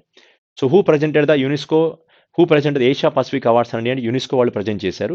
ఏ కేటగిరీలో ఇచ్చారండి అంటే which is and the cultural heritage conservation కేటగిరీలో అవార్డుని ప్రజెంట్ చేశారు. దాంట్లో మన ఇండియన్ సిటీకి ఒక 2 అవార్డులు వచ్చాయి. ఇండియన్ సిటీకి మొత్తం 2 అవార్డ్స్ ఇచ్చారు. ఇప్పుడు ఏషియా కాంటినెంట్ మొత్తం మీద ఈ యునెస్కో ఇచ్చిన ఏషియా పసిఫిక్ అవార్డ్స్ మొత్తం ఒక 9 ప్రాజెక్టులకి ఇచ్చారు. 9 projects will get this awards. 9 projects from the 6 countries. 6 కంట్రీస్లో ఉన్న ఒక 9 ప్రాజెక్టులకి ఏషియా పసిఫిక్ అవార్డ్ ప్రజెంట్ చేశారు. That is UNESCO. ఆ 6 కంట్రీస్ ఏమిటండి అంటే one of the countries considers India. So India ఒకటి, చైనా కంట్రీ ఒకటి, బంగ్లాదేశ్ తర్వాత దెన్ థాయిలాండ్ కంట్రీ ఒకటి, మలేషియా ఒకటి, సింగపూర్ అన్నమాట. సింగపూర్. ఇప్పుడు ఈ 6 దేశాలకి అవార్డులు ఇచ్చారు. ఈ 6 దేశాల్లో ఉన్న సిటీస్కి ఈ యునెస్కోకి ఏషియా పసిఫిక్ అవార్డుని ప్రజెంట్ చేశారు. కానీ 6 కంట్రీస్కి సంబంధించి 9 ప్రాజెక్టులు అలొకేట్ చేశారు. ఆ 9 ప్రాజెక్ట్స్లో మన ఇండియాలో ఉన్న ఒక సిటీకి 2 అవార్డులు వచ్చారు. ఆ 9 ప్రాజెక్ట్స్లో ఇండియాలో ఉన్న సిటీకి 2 అవార్డ్స్ రావడం జరిగింది. ఆ సిటీ ఏదండి అంటే ఆ సిటీ పేరు దట్ ఈస్ నిజాముద్దీన్ సిటీ అండి. నిజాముద్దీన్ డిస్టిక్, నిజాముద్దీన్ బస్తీ విచ్ ఈస్ ఇన్ న్యూఢిల్లీ. ఈ నిజాముద్దీన్ బస్తీలో మనకి హజరత్ నిజాముద్దీన్ రైల్వే స్టేషన్ ఉంది. దాంతోపాటు హ్యుమాయూన్ టూంబ్, హ్యుమాయూన్ ఒక మొఘల్ డైనాసిటీ యొక్క కింగ్ హ్యుమాయూన్ యొక్క చనిపోయిన సమాధి కూడా అక్కడే ఉంది. ప్లస్ ఆ సరౌండింగ్స్లో చాలా హిస్టారికల్ ప్లేసెస్ ఉన్నాయి. పాతకాలంలో ఎప్పుడో మొఘల్స్ కట్టించిన ప్లేసెస్ అనమాట. మరి అంత హిస్టారికల్ ప్లేసెస్కి వెన్యూ ఉన్న నిజాముద్దీన్కి 2 అవార్డులు ప్రజెంట్ చేశారు. మిగతా 7 అవార్డులు కూడా మిగతా స్టేట్స్లో ఉన్న మిగతా కంట్రీస్లో ఉన్న వాటికి ప్రజెంట్ చేశారండి. ఇప్పుడు మన ఇండియాలో దేనికి ఇచ్చారండి అంటే నిజాముద్దీన్ అనే ప్లేస్లో ఉన్న నిజాముద్దీన్ బస్తీకి 2 అవార్డ్స్ని ప్రజెంట్ చేశారు. ఓకేనా? సరే, నెక్స్ట్ క్వశ్చన్ చూడండి. Who was appointed as a chairman of National Highway Authority of India? National Highway Authority of India ఇది రోడ్ కన్స్ట్రక్షన్, మన నేషనల్ హైవేస్ని కన్స్ట్రక్ట్ చేసే ఏజెన్సీ. దీని హెడ్ ఆఫీస్ వచ్చి న్యూఢిల్లీలో ఉంది. This national highway authority of India who was appoint as a chairman. The person name is Alka Upadhyaya అనే పర్సన్ని చైర్మన్గా అపాయింట్ చేశారు. Alka Upadhyaya was appointed as a chairman for this one. Next question should be C. According to the government data released by the India's GDP grows, as per government of India data ప్రకారం what is the India's GDP growth rate for the second quarter. So second quarter అంటే మనకి financial ఇయర్లో మొత్తం 4 quarters ఉన్నాయి. April, మే, June అనేది first quarter అవుతుంది. July, October, September అనేది second quarter అవుతుంది. అక్టోబర్, నవంబర్, డిసెంబర్ అనేది థర్డ్ క్వార్టర్. జనవరి, ఫిబ్రవరి, మార్చ్ అనేది ఫోర్త్ క్వార్టర్. ఇప్పుడు సెకండ్ క్వార్టర్ రిలీజ్ అంటే that is consider as A July, August, September report అనేది అక్టోబర్, నవంబర్ మంత్లో రిలీజ్ చేస్తూ ఉంటారు. దీని ప్రకారం మన ఇండియా జీడిపి గ్రోత్ రేట్ అనేది ఎంత ఉంది, అది గవర్నమెంట్ డేటా ప్రకారం వి సెడ్ దట్ ఈస్ 8.4% అనేది ఆన్సర్ అండి. ఇందాక మీకు ఆల్రెడీ చెప్పాను. ఎస్ఎన్పి ప్రకారం 9.5% ఉంది. మూడీ ప్రకారం 9.4 ఉంది. ఫిచ్ ప్రకారం 8.4% ఉంది. ఓఈసీడీ ప్రకారం 9.4% అండి. ఫిక్కీ ప్రకారం 9.1%. ఇలా కొన్ని గ్రోత్ రేట్స్ చెప్పాను. ఇది గవర్నమెంట్ ప్రకారం 8.4% is the growth rate of India. Then next question should be C. Next one is recently Adama Barrow was re-elected as a president of which country. ఈ అదమా బారో అనే పర్సన్ని ఒక దేశానికి ప్రెసిడెంట్గా రియెలెక్ట్ చేశారు. What is the name of the country? That is a Gambia. So Gambia కంట్రీకి కొత్తగా appoint అయిన ప్రెసిడెంట్ పేరేంటి? కొత్తగా అంటే ఆల్రెడీ అతనే ఉన్నాడండి, మళ్ళీ రీఅపాయింట్ చేశారు అతన్ని, Adama Barrow. That is the Gambia country president. So Gambia కంట్రీకి Banjul is a capital of this country. Dalasi is a currency of this country. Dalasi అనేది ఈ దేశానికి కరెన్సీగా ఉందండి. దలసి ఇది ఒక ఆఫ్రికన్ కంట్రీ అవుతుంది. So Maldives countries Male rufiyaa is a currency. కెన్యాకి నైరోబి అవుతుంది, కరెన్సీ వచ్చి కెన్యన్ షిల్లింగ్ అవుతుంది. జపాన్ కంట్రీకి Tokyo, currency is 1.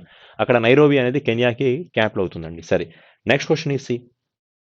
Which bank dual listed its 650 million green bonds simultaneously on India International Exchange and Luxembourg stock exchange only. So రీసెంట్గా ఇది India international exchange అంటాం. ఈ India international exchange అనేది ఒక stock మార్కెటే, plus Luxembourg stock exchange is also, అది కూడా ఒక స్టాక్ మార్కెటే. లగ్జంబర్గ్ స్టాక్ ఎక్స్చేంజ్ అనేది మనది కాదులండి, అది లగ్జంబర్గ్ కంట్రీ, అది ఒక యూరోపియన్ కంట్రీ అనమాట. ఆ దేశానికి లగ్జంబర్గే క్యాపిటల్, కరెన్సీ కూడా యూరో అవుతుందన్నమాట. అలాగే మన ఇండియాకి సంబంధించిన ఒక స్టాక్ ఎక్స్చేంజ్ పేరు ఇండియాస్ ఇంటర్నేషనల్ స్టాక్ ఎక్స్చేంజ్ అంటాం. ఇది యాక్చువల్గా బాంబే స్టాక్ ఎక్స్చేంజ్ యొక్క సబ్సిడరీ, బీఎస్సీ యొక్క సబ్సిడరీ పేరు అనమాట, ఇండియా ఇంటర్నేషనల్ స్టాక్ ఎక్స్చేంజ్. ఇది ఎక్కడ ఉందండి అంటే Indian financial service centre authority ఉంది కదా, Indian financial service centre authority, which is gift సిటీలో స్టార్ట్ చేశారు కదా, అక్కడ ఉందన్నమాట. అహ్మదాబాద్లో గిఫ్ట్ సిటీలో దీని హెడ్ ఆఫీస్ ఉంది. ఇప్పుడు ఒక స్టేట్ బ్యాంక్ ఆఫ్ ఇండియా, మన ఇండియాలో ఒక బ్యాంక్, ఆ బ్యాంక్ పేరు స్టేట్ బ్యాంక్. ఏం చేసిందండి అంటే ఒక $650 billion ఆఫ్ గ్రీన్ బాండ్స్ని ఈ రెండిట్లో ఇష్యూ చేస్తుంది. ఈ రెండిట్లో అంటే ఈ రెండు స్టాక్ మార్కెట్స్లో కలిపి ఆ ఎస్బీఐకి సంబంధించిన ఒక $650 billion ఆఫ్ గ్రీన్ బాండ్స్ని ఇష్యూ చేయడం జరుగుతుంది. $1 million of green bond. Green bond అంటే ఏంటండి అంటే ఇది ఎన్విరాన్మెంటల్ సేవ్ చేయడం కోసం ఇష్యూ చేసే బాండ్స్ అనమాట. ఇప్పుడు గవర్నమెంట్ ఎస్బీఐ ఏం చేస్తుంది, ఒక బాండ్ ఇష్యూ చేస్తుంది. బాండ్ ఇష్యూ చేయడం వల్ల ఎవరైనా కొంటారు దాంట్లో, ఆ బాండ్ కొన్న వాళ్ళకి ఒక బాండ్ మీద రాసిస్తుంది. సో ఇన్ని రోజుల పాటు మీ దగ్గర నుంచి నాకు అమౌంట్ కావాలి కాబట్టి నేను బాండ్ ఇష్యూ చేస్తున్నాను. ఇక 1 year తర్వాత మీరు మళ్ళీ 1 year అయినా 2 years తర్వాత ఒక మెచ్యూరిటీ పీరియడ్ రాసి దీని తర్వాత మీరు మళ్ళీ ఆ బాండ్స్ నాకు ఇచ్చేసి నా దగ్గర మీ డబ్బులు మీరు తీసుకోండి. ఇది ఎందుకు చేస్తారండి అంటే ఎమర్జెన్సీలో డబ్బులు కావాలన్నప్పుడు ఇలా చేస్తారనమాట. ఇప్పుడు ఈ గ్రీన్ బాండ్ యొక్క పర్పస్ ఏంటి సార్ అంటే ఎన్విరాన్మెంట్ యొక్క కండిషన్స్ని పెంచడం కోసం. అది environment to save the environment అండి. రోజు రోజుకి మన ఇండియా ఎన్విరాన్మెంట్లో చాలా థ్రెట్ ఫేస్ చేస్తున్నాం. కార్బన్ ఎమిషన్స్ ఎక్కువైపోయినాయి, గ్లోబల్ వార్మింగ్ పెరిగిపోతుంది. మరి వీటన్ని కాపాడాలంటే ఎన్విరాన్మెంట్ కోసం కొంచెం డబ్బు ఖర్చు పెట్టాలి. దానికోసం గవర్నమెంట్ ఏం చేస్తుందండి అంటే State bank of India green బాండ్స్ని ఇష్యూ చేస్తుంది. ఆ వర్త్ ఎంత అండి అంటే $600 million. ఈ గ్రీన్ బాండ్ని ఎక్కడ అమ్మాలి అంటే ఇప్పుడు దానికోసం ఇద్దరు స్టాక్ మార్కెట్తో అగ్రిమెంట్ చేసుకుంది. ఇండియా ఇంటర్నేషనల్ స్టాక్ ఎక్స్చేంజ్ ఒకటి, అలాగే లగ్జంబర్గ్ స్టాక్ ఎక్స్చేంజ్. ఏ బ్యాంక్ అండి అంటే ఆన్సర్ వచ్చి state bank of India answer అవుతుందండి. సో పంజాబ్ నేషనల్ బ్యాంక్ యొక్క ట్యాగ్లైన్ ఏంటి? The name you can bank upon. మరి ఎస్బీఐ ట్యాగ్లైన్స్ ఏంటి? ప్యూర్ బ్యాంకింగ్ నథింగ్ ఎల్స్ ఒకటి, the nation bank on us ఒకటి, with you all the way ఒకటి, the banker to every Indian ఒకటి, ఏ bank for common man ఒకటి. ఇవన్నీ SBI యొక్క tagline. Bank of బరోడాకి India's international bank. Relationship beyond banking is a tagline for this one, BOI only. That is ఆవో సోచియంగే బడా ఆర్ బ్యాంక్ వైసా దోస్తు జైసా is the taglines of IDBI bank. Next question చూడండి. రీసెంట్గా ఫస్ట్ ఆహార్ బల్ ఫెస్టివల్ని ఏ స్టేట్లో చేశారు? ఫస్ట్ ఎవర్ ఆహార్ బల్ festival is celebrate which of the state? ఇది ఆ స్టేట్లో చేయడం ఫస్ట్ టైం అండి. దట్ ఈస్ జమ్మూ కాశ్మీర్ స్టేట్లో చేశారు ఆహార్ బల్ ఫెస్టివల్. జమ్మూ కాశ్మీర్లో ఆహార్ బల్ అనే ఒక వాటర్ ఫాల్స్ కూడా ఉన్నాయి. ఆ వాటర్ ఫాల్స్ దగ్గర చేశారు to increase the tourism of the waterfalls. ఆ టూరిజంని పెంచడం కోసం అక్కడ చేశారండి. ఆ ఫెస్టివల్ పేరు ఆహార్ బల్ ఫెస్టివల్ అంటాం. Then another some states is also recently celebrated some more festival. ఇంకా రీసెంట్గా కొన్ని స్టేట్స్ కూడా చేశాయి కొన్ని ఫెస్టివల్స్ని. చెర్రీ బ్లాసమ్ ఫెస్టివల్ అంటాం, cherry blossom. So which of the state has recently celebrated the cherry blossom festival? That is belongs to Meghalaya state అండి. అలాగే వాంగాలా ఫెస్టివల్ని కూడా మేఘాలయ స్టేట్లోనే సెలబ్రేట్ చేశారు. Wangala festival which is also Meghalaya state. అలాగే రీసెంట్గా then one more is consider as ఏ నాట సంకీర్తన, నాట సంకీర్తన ఫెస్టివల్. సో ఈ నాట సంకీర్తన ఫెస్టివల్ని ఎక్కడ చేశారండి అంటే మణిపూర్ స్టేట్లో చేయడం జరిగింది. రీసెంట్గా 22nd edition of Hornbill Festival, Hornbill. ఈ హార్న్బిల్ ఫెస్టివల్ని నాగాలాండ్ స్టేట్లో చేయడం జరిగింది. నాట సంకీర్తన మణిపూర్, ఇది నాగాలాండ్. ఈ రెండైతే ఎక్కడండి అంటే we can say which is in Meghalaya state. Surajkund Mela ఎక్కడ చేశారు? సిరాస్ కుంద్ మేళా, సిరాస్ కుంద్ మేళా అనే ఒక ఫెస్టివల్ని, ఇది which is celebrated in Haryana state అండి. ఫరీదాబాద్ అనే ప్లేస్లో హర్యానా స్టేట్లో సిరాస్ కుంద్ మేళా అనే ఫెస్టివల్ని చేశారు. దూద్ దాత్రి అనే ఫెస్టివల్ ఎక్కడ చేస్తారు? Doodh Pathri, Doodh Pathri festival it is also in Jammu Kashmir. Lolab festival, LOLAB, Lolab festival కూడా ఎక్కడ సెలబ్రేట్ చేశారు రీసెంట్గా అంటే which is also in Jammu Kashmir only. అంటే జమ్మూ కాశ్మీర్ స్టేట్లో రీసెంట్గా చేసిన ఫెస్టివల్స్ ఒకటి, దూద్ దాత్రి ఒకటి, అలాగే లోలాబ్ ఫెస్టివల్ ఒకటి, ఇప్పుడు అహర్బల్ ఫెస్టివల్. ఈ మూడు జమ్మూ కాశ్మీర్ స్టేట్లో చేసిన కొన్ని ఇంపార్టెంట్ ఫెస్టివల్స్ అనమాట. సిరాస్ కుంద్ మేళా అనేది ఫరీదాబాద్లో చేస్తారు, which is in Haryana state అండి. Next one, which e-commerce company signed MOU with skill development ministry to train the youngsters in financial technology. రీసెంట్గా మన ఈ-కామర్స్ మినిస్టర్ ఉన్నారు కదా, స్కిల్ డెవలప్మెంట్ మినిస్టర్, ఎవరి పేరు అతను? Dharmendra Pradhan is the skill development minister. అతనితో రీసెంట్గా ఒక ఈ-కామర్స్ కంపెనీ అగ్రిమెంట్ చేసింది. ఎందుకోసం అండి అంటే ఇండియాలో ఉన్న కొంతమంది యూత్ని ఎస్పెషల్గా ఫైనాన్షియల్ టెక్నాలజీలో ట్రైనింగ్ ఇస్తామని. ఫైనాన్షియల్ టెక్నాలజీ అంటే ఎలాంటిదండి అంటే బ్యాంకులో యూస్ చేసేది, NBFCస్లో ఇవన్నీ కూడా చేసే ఫైనాన్షియల్ టెక్నాలజీనే, ఫైనాన్షియల్ నాలెడ్జ్ ట్రైనింగ్ అనమాట. దానికోసం ఏ ఈ-కామర్స్ కంపెనీ ట్రైనింగ్ అగ్రిమెంట్ చేసిందండి అంటే that is Paytm is one of the ecommerce company. మొత్తం పేటీఎం కంపెనీ ఏమని చెప్పిందంటే 6,000 మంది యూత్కి, 6,000 యూత్కి మేము ఫైనాన్షియల్ టెక్నాలజీ ట్రైనింగ్ ఇస్తాం, 6,000 మెంబర్స్కి ట్రైనింగ్ ఇస్తామని చెప్పారనమాట. అది దిస్ ఇస్ అగ్రిమెంట్ అండి. ఓకేనా? సరే, నెక్స్ట్ క్వశ్చన్, పేటీఎం యొక్క హెడ్ ఆఫీస్ ఎక్కడ? నోయిడాలో ఉందండి. పేటీఎంకి ఒక పేమెంట్ బ్యాంకు కూడా ఉంది. ఓకేనా? Then another point is, which bank has launched the Android Android app for the differently abled person named Pride CRMP. Credit risk management department అంటాం. CRMD అంటే credit risk management department. ఈ app పేరు Pride CRMD అనే ఒక యాప్ని ఒక bank వాళ్ళు create చేశారు. ఎందుకోసం అండి అంటే ఆ బ్యాంక్లో ఉన్న డిఫరెంట్లీ ఏబుల్డ్ ఎంప్లాయీస్ ఉన్నారు కదా, ఫిజికలీ ఛాలెంజ్డ్ ఎంప్లాయీస్ ఎవరైతే ఉన్నారో, ఎస్పెషల్లీ విజువల్లీ ఛాలెంజ్డ్ పర్సన్స్ ఎవరైతే ఉన్నారో వాళ్ళ కోసం అనమాట. జనరల్గా బ్యాంకులో ఉన్న నాన్ పర్ఫార్మ్ అసెట్స్ గురించి కానీ, స్పెషల్ మెన్షన్ అకౌంట్ల గురించి కానీ, దాంట్లో ఉన్న పర్సన్స్ డేటా గురించి కానీ విజువల్లీ ఛాలెంజ్డ్ పర్సన్స్ అనేది చూడలేరనమాట. కాబట్టి వాళ్ళకి ఇబ్బంది కలగకుండా వాళ్ళు ఆ డేటాని కూడా తెలుసుకునే విధంగా ఉండడం కోసం వాళ్ళ కోసం ఒక యాప్ క్రియేట్ చేశారు. ఈ యాప్లో ఆ NPS అంటే తెలుసుగా, చాలామంది కస్టమర్స్ బ్యాంకులో నుంచి లోన్లు తీసుకొని 90 డేస్ వరకు కట్టకపోతే 91th డే నుంచి వాళ్ళు తీసుకున్న లోన్ అనేది NPAగా మారుతుంది. తెలిసిందే కదా. ఇప్పుడు ఫస్ట్ మంత్ కనుక వాడు లోన్ కట్టకపోతే, ఎవరైతే ఫస్ట్ ఇన్స్టాల్మెంట్ కట్టలేదో వాళ్ళందరినీ తీసుకెళ్ళి స్పెషల్ మెన్షన్ అకౌంట్లో ఉంచుతారు. స్పెషల్ మెన్షన్ అకౌంట్ 0 అంటాం, SMA 0. SMA 0 అంటే వీళ్ళలో ఉన్న వాళ్ళందరూ కూడా ఫస్ట్ ఇన్స్టాల్మెంట్లు కట్టలేదు అని. SMA 2 అంటే మీనింగ్ ఏంటండి అంటే వీళ్ళలో ఉన్న కస్టమర్. SMA 1 అంటే మీనింగ్ ఏంటంటే వీళ్ళలో ఉన్న కస్టమర్స్ ఫస్ట్ ఇన్స్టాల్మెంట్లు, సెకండ్ ఇన్స్టాల్మెంట్లు కట్టలేదని. SMA 2 అని రాసుంటే గనక ఈ అకౌంట్ పేరేంటండి అంటే ఇక్కడున్న కస్టమర్లు ఫస్ట్ ఇన్స్టాల్మెంటు, సెకండ్ ఇన్స్టాల్మెంట్లు, థర్డ్ ఇన్స్టాల్మెంట్, 3 ఇన్స్టాల్మెంట్లు కట్టలేదు. ఇక దాని తర్వాత నుంచి దాని పేరు నాన్ పర్ఫార్మ్ అసెట్స్ అవుతుంది. అప్పటి వరకు వాళ్ళని SMA అకౌంట్లో ఉంచాల్సి వస్తుందన్నమాట.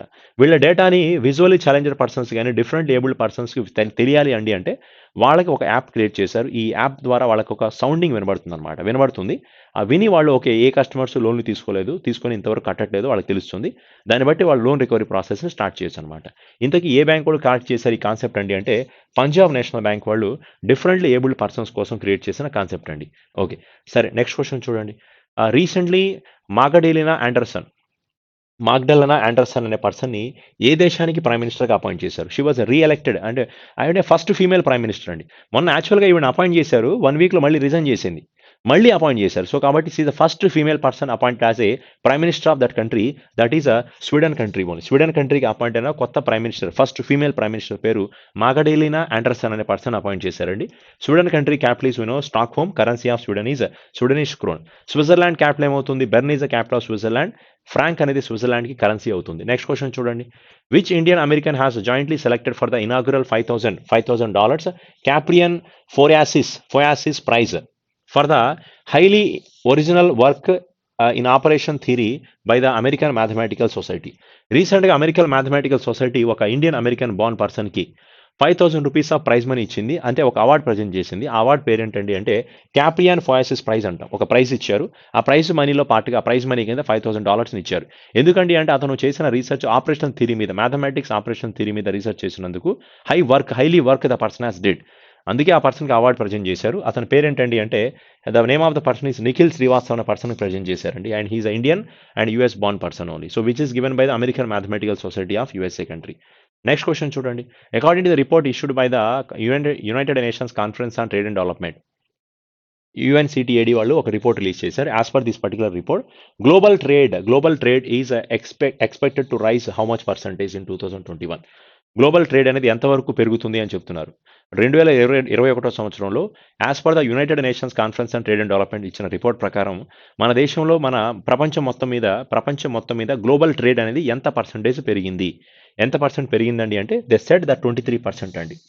23% వరకు ఈ వాల్యూ అనేది పెరిగిందంట గ్లోబల్ ట్రేడ్ అనేది. ఇది ఒక ఇండియన్ ట్రేడ్ కాదు, గ్లోబల్ ట్రేడ్ అనేది. So where is head office of this UNCTAD? UNCT head office is belongs to Geneva. ఇదే జెనీవాలో మనకి డబ్ల్యూటీఓ హెడ్ ఆఫీస్ ఉంది, ఐఎల్ఓ హెడ్ ఆఫీస్ ఉంది, ఐఎస్ఓ హెడ్ ఆఫీస్ ఉంది, డబ్ల్యూఎంఓ హెడ్ ఆఫీస్ ఉంది, international committee on red cross head office ఉంది ఇక్కడే. The next one is world intellectual property organisation, international campaign on abolition of nuclear weapons, and one more is consider United nations human rights commission, United nations refugees on high commission, World Economic Forum. These are the headquarters, organizations headquarters is belongs to Geneva only. Okay. Then another question is, as per the who is appointed as a chairman of Tourism Development Corporation. So this Indian Tourism Development Corporation. So Indian Tourism Development Corporation is head office is belongs to New Delhi. It is encourage the tourism system in India, tourism department in India. For this one, the person was appointed as a chairman. The person is Sambhit Patra was appointed as a chairman for this one. Head office of this organization is belongs to New Delhi only. Then come to the next question is, which bank has recently linked agreement with Adani Capital Private Limited? So ఏ bank రీసెంట్గా Adani capital private లిమిటెడ్తో ఒక agreement చేసుకుంది. This Adani capital private limited is a non banking financial company of Adani group of companies. ఇది Adani group of companies అనేది Adani group of కంపెనీకి సంబంధించిన ఒక ఎన్బిఎఫ్సి ఉంది. ఆ నాన్ బ్యాంకింగ్ ఫైనాన్షియల్ కంపెనీ పేరే అదానీ క్యాపిటల్ ప్రైవేట్ లిమిటెడ్ అంటాం. ఇప్పుడు state bank of India, Adani group వాళ్ళు, అదానీకి సంబంధించిన క్యాపిటల్, ఈ ఎన్బిఎఫ్సి ఇద్దరు కలిసి ఒక అగ్రిమెంట్ చేస్తున్నారు. ఏందండి అగ్రిమెంట్ అండి అంటే to provide the co-lending to farmers, to provide the co-lending facility to farmer to purchase tractors and farm implements అండి, ఎక్విప్మెంట్స్. ఫార్మ్ ఇంప్లిమెంట్స్ అంటే ఇప్పుడు ఫార్మర్ల కోసం కావాల్సిన దానికి లోన్ ఇవ్వడం. అంటే ఫార్మర్కి పంట పండించడానికి కోసం ట్రాక్టర్లు కొనుక్కోవడానికైనా, ఫార్మింగ్లో ఎక్విప్మెంట్ ఏదైనా పర్చేస్ చేయడానికైనా కానీ, అందుకోసం అదానీ క్యాపిటల్ ఫైనాన్స్ లిమిటెడ్ అనే కంపెనీ, ప్రైవేట్ లిమిటెడ్ అనే company, Adani capital private limited, అలాగే స్టేట్ బ్యాంక్ ఆఫ్ ఇండియా ఇద్దరూ కలిసి ఈ co-lending ఫెసిలిటీస్ని ఆఫర్ చేస్తున్నారు. అంటే లోన్ ఇస్తారనమాట. ఇద్దరు కల్పిస్తారు. So state bank of India కొంత అమౌంట్, అలాగే అదానీ క్యాపిటల్ ప్రైవేట్ లిమిటెడ్ కొంత అమౌంట్. వీళ్ళిద్దరు కలిసి ఇచ్చిన డబ్బుతో ఫార్మర్స్ ఏదైనా ట్రాక్టర్లు కొనుక్కోవడం కానీ, అదే ఫార్మర్స్కి సపోర్ట్ ఇవ్వడం అండి, ఫార్మింగ్కి సపోర్ట్ ఇవ్వడం కోసం. అది ఏ బ్యాంక్ అండి అంటే స్టేట్ బ్యాంక్ ఆఫ్ ఇండియా. రీసెంట్గా స్టేట్ బ్యాంక్ ఆఫ్ ఇండియా అనేది అదానీ గ్రూప్ ఆఫ్ కంపెనీతో ఎప్పుడు అగ్రిమెంట్ చేసింది. అదానీ గ్రూప్ ఆఫ్ కంపెనీకి ఆల్మోస్ట్ $1,000 ఇష్యూ చేయడం జరిగింది. సో ఇప్పుడు దాని మీద కాంట్రవర్సీస్ నడుస్తున్నాయి. చాలా చోట్ల అదానీకి ఎందుకు అంత సపోర్ట్ చేస్తున్నారు, అదానీ గ్రూప్ ఆఫ్ కంపెనీస్కి అని చాలా క్రిటిసిజమ్స్, కాంట్రవర్సీస్ మార్కెట్లో చాలానే ఉన్నాయండి. బికాస్ సరే దానికి మీరు గుర్తుపెట్టుకుని అదానీ గ్రూప్ ఆఫ్ కంపెనీతో ఏ బ్యాంక్ పెద్ద అగ్రిమెంట్ చేసిందండి అంటే స్టేట్ బ్యాంక్ ఆఫ్ ఇండియాని. నెక్స్ట్ క్వశ్చన్ చూద్దాం.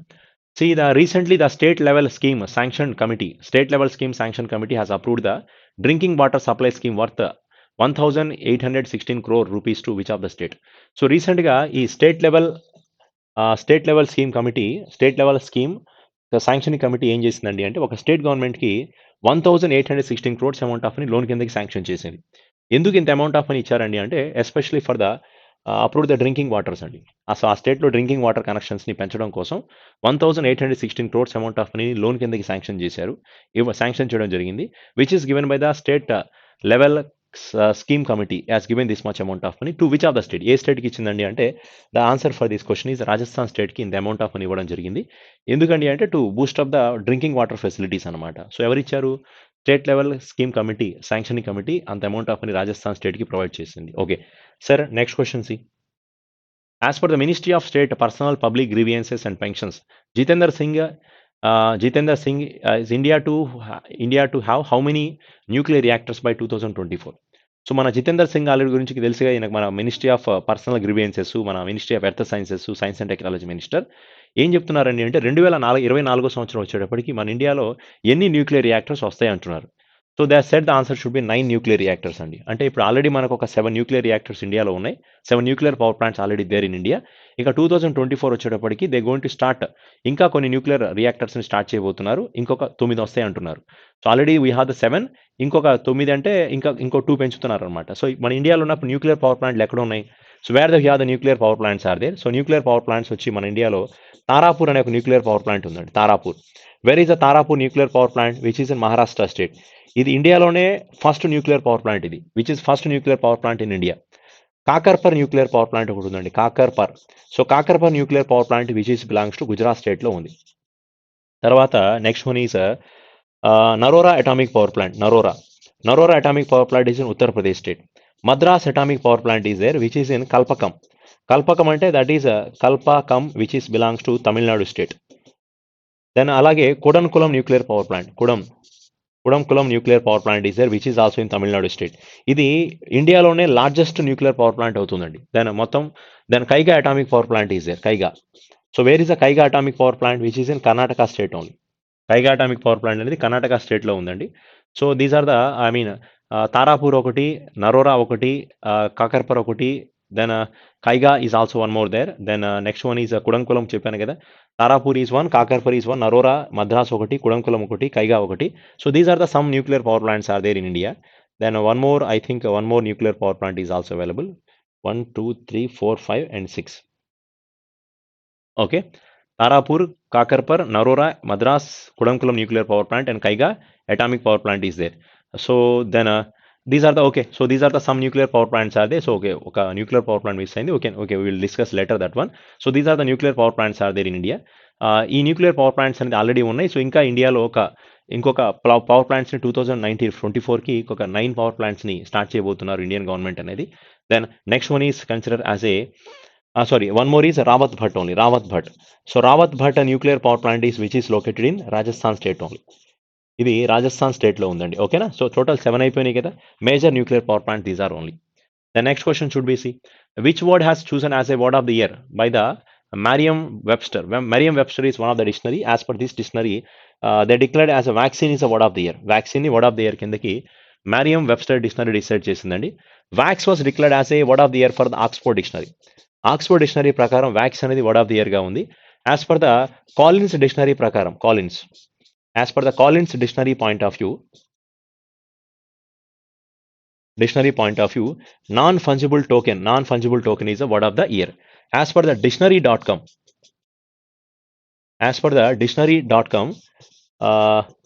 which is declared as a word of the year, that is allyship. So allyship was declared as a word of the year. Allyship, A-L-L-Y. That is A-L-L-Y. Allyship was declared as a word of the year. As per the that is considered as a Cambridge dictionary. As per the Cambridge dictionary ప్రకారం perseverance ని word of the year కింద declare చేశారు. Perseverance. Collins dictionary said NFT, Oxford dictionary said vax. dictionary.com has said allyship. Cambridge dictionary said perseverance is a word of the year. These are the very, very important points. We have to remember these 5. As per Merriam-Webster, this is 1. Then Oxford is second one. Third one is Collins Dictionary. Fourth one is dictionary.com. Fifth one is Cambridge Dictionaries only. So remember these all points. The next question is, which state union government launched the Business Blaster TV show to help the school children pitch startup ideas to investors? So A state government వాళ్ళు రీసెంట్గా business blasters అనే ఒక TV షోని start చేశారు. ఎందుకంటే this is encouraging the school children's to start up ideas to investors అండి. అంటే ఒక టీవీ షోలో ఇది class 12th and class 11th స్టూడెంట్స్ని ఈ టీవీ షోలో పార్టిసిపేట్ చేస్తారు. వాళ్ళ దగ్గర నుంచి వాళ్ళకున్న థాట్స్ని, బిజినెస్ థాట్స్ ఏమైనా ఉంటే వాళ్ళకి ఆ ఐడియాస్ని తీసుకుంటారు. ఇప్పుడు వాళ్ళకి ఏం చేస్తున్నారంటే ఎంగేజ్లోనే వాళ్ళని ఇన్వెస్టర్స్గా మార్చబోతున్నారు అనమాట. ఎంగేజ్లోనే వాళ్ళకి వచ్చిన ఐడియాలజీకి సంబంధించి థాట్స్కి గవర్నమెంట్ ఆఫ్ ఇండియా సపోర్ట్ చేసి వాళ్ళని ఎంటర్ప్రీనర్స్గా మార్చడానికి స్కోప్ ఉంది. అలాంటి థాట్ రీసెంట్గా ఏ స్టేట్ గవర్నమెంట్ తీసుకున్నారండి అంటే that state government is considered Delhi government has taken this type of initiation. ఇంతవరకు ఇండియాలో ఏ స్టేట్ ఇలాంటి ప్లాన్ చేయలేదు. So Delhi has did this one. School చిల్డ్రన్స్ని కూడా ఎంకరేజ్ చేసి వాళ్ళ యొక్క ఐడియాలజీస్ని తీసుకొని వాళ్ళలో కొత్త బిజినెస్ పర్సన్స్ ఉంటారని ఆలోచించి వాళ్ళ చేత స్టార్ట్అప్ కంపెనీని పెట్టించాలని ఆలోచనలో ఉంది చూసారు. That is a good thing for the Delhi government only. Okay, that is a point here. Next question చూడండి. Then recently the government sold which company to Nandal Finance Limited, Nandal Finance and Leasing for 210 crores. రీసెంట్గా government అనేది ఒక company ఉంది కదా మన ఇండియాలో, ఈ central electronics committee ఉంది కదా కంపెనీ, ఇది ఆల్మోస్ట్ చాలా రోజుల క్రితం 1974లో దీన్ని స్టార్ట్ చేశారు. ముంబైలో, న్యూఢిల్లీలో ఉంది ఈ కంపెనీ. ఇది ఒక ఎలక్ట్రానిక్స్ కంపెనీ, అంటే సోలార్ వోల్టాయిక్ సెల్స్ ని ప్రొడ్యూస్ చేస్తుంది, అలాగే సిరామిక్ కోటెడ్ ఉన్న ఎలక్ట్రికల్ అప్లయన్సెస్ ని ప్రొడ్యూస్ చేసే కంపెనీ. ఇది రీసెంట్గా లాస్లో ఉందని దీని గవర్నమెంట్ అమ్మేసిందండి. ఎంత అమ్మింది? మొత్తం 210 క్రోడ్స్కి, మొత్తం 210 కోట్ల రూపాయలకి ఈ కంపెనీని నాందన్ ఫైనాన్స్ అండ్ లీజింగ్ అనే కంపెనీకి అమ్మడం జరిగింది. ఇది జరిగిన ఎయిర్ ఇండియా కంపెనీ అమ్మిన తర్వాత జరిగిన సెకండ్ టైప్ ఆఫ్ సెల్లింగ్ అనమాట. అది ప్రైవేటైజేషన్లో పార్ట్ అవుతుంది. సెంట్రల్ ఎలక్ట్రానిక్స్ లిమిటెడ్ కంపెనీని మొత్తం 210 క్రోడ్స్కి, మొత్తం కంపెనీ మొత్తాన్ని కాదు, దాంట్లో కొంత షేర్ని 210 క్రోడ్స్కి అమ్మడం జరిగింది. దీన్ని మనం డిస్ఇన్వెస్ట్మెంట్ ప్రాసెస్ అంటాం. ఎవరికి అమ్మారండి అంటే Nandan house finance and house leasing కంపెనీకి అమ్మడం జరిగిందండి. ఓకేనా? Second question should be C. Next one easy. Which bank has launched the mPay delight for public?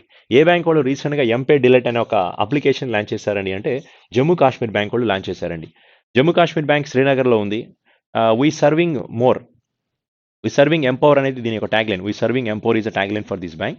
ఇప్పుడు ఈ పాయింట్ ఏంటండి అంటే దేనికోసం ఎం డిలైట్ అనే యాప్ని ఎందుకు లాంచ్ చేశారండి అంటే వాళ్ళ కస్టమర్స్కి బెటర్ సెక్యూర్ సర్వీసెస్ని ఇవ్వడం కోసం, సెక్యూర్ ట్రాన్సాక్షన్స్ని ఎంకరేజ్ చేయడం కోసం, to give the more secure transaction to their customer. That's why mPay delight app was created by the Jammu Kashmir bank which is in Srinagar.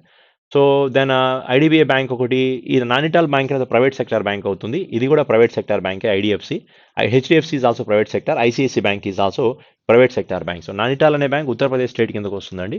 ICICI bank వచ్చి ముంబైలో ఉంది, ఐడిబిఐ బ్యాంక్ ముంబైలో ఉంది, హెచ్డిఎఫ్సి బ్యాంక్ కూడా ముంబైలోనే ఉన్నాయండి. సరే, next one is which airport was suggested as best airport in India and central Asia this year by the Skytrax? Skytrax అనేది ఒక యూకే బేస్డ్ కంపెనీ ఇది. ఈ స్కై ట్రాక్స్ రీసెంట్గా రిలీజ్ చేసిన రిపోర్ట్ ప్రకారం ఇండియాలోనే బెస్ట్ ఎయిర్పోర్ట్ కిందకి airport ఉంది. అలాగే సెంట్రల్ ఏషియా అండ్ ఇండియాలో బెస్ట్ ఎయిర్పోర్ట్ ఏది? Central Asia and India which is the best airport? We can say Rajiv Gandhi international airport which is in New Delhi. This is declared as best airport only. Dabolim airport అనేది గోవాలో ఉందండి. Guru Ghasidas airport is belongs to which is in Amritsar of Punjab state. Chaudhary Charan Singh international airport is in which is in Lucknow. And Krishi Nagar International Airport recently declared as a third international airport of Uttar Pradesh state only. Okay, so come to the 48th question. Who is the author of the book Indian Innings, The Journey of Indian Cricket from 1947? From this book is said about the Indian Innings, Journey of Indian Cricket from 1947. So this book is completely about the cricket. From 1947 to what is the journey? From 1947 to till now, what is the cricket journey? Regarding that person, regarding this, one person has written the book. The author of this book is Ayaz Memon. And who is this Ayaz Memon? And he's a cricket journalist only, and he's especially focusing the stories of cricket. That's why he was written this type of India innings, the journey of Indian cricket from 1947 only. Then come to the next question. Which country has promised, last but one question, which country has promised to end the child marriages by 2030 in line with the African Union's campaign to end the child marriages in the continent only? So that report has released by that country, that is a South Sudan country, has recently reported this one. They said that by the 2030, by the end of 2030, that is, they promised that by the end of 2030 we will completely remove the child marriages from our continent. Not only for the country, even country and continent also they are removing completely child marriages.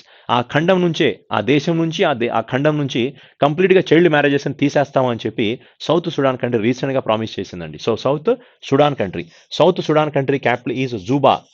The currency of South Sudan is considered as a Sudanese pound is the currency of this one. South Africa capital is what? South Africa capital is, you can say, Cape Town is the capital of South Africa. Pretoria is the capital of South Africa. Bloemfontein is the capital of South Africa. Three capitals are there for South Africa. Currency is Rand is the currency of. Botswana is a Gaborone is the capital of Botswana. Gaborone is the capital of Botswana. Then Sweden country capital is what? Stockholm is the capital. Kenya country capital is Nairobi is the capital of Kenya only. Okay, last question is see. Say 22nd edition of Hornbill Festival celebrated in which of the state recently? Already I said 22nd Hornbill Festival is celebrated in Meghalaya state only. So already this is one of the festivals celebrated in Meghalaya. Cherry Blossom Festival, sorry, Hornbill Festival is Nagaland. Cherry Blossom Festival and Wangala Festival is Meghalaya state only. Manipur state Nata Sankirtana Festival we celebrated. Assam state we have the Bihu is one of the famous festival we are celebrating in Assam state only.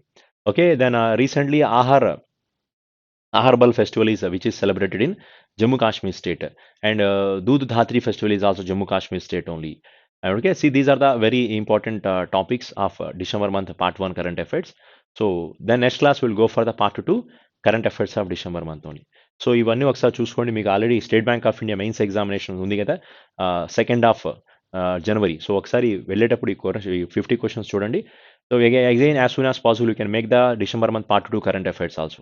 So which will give the benefit for you. ఓకేనా? సరే. Thank you very much అండి. Bye.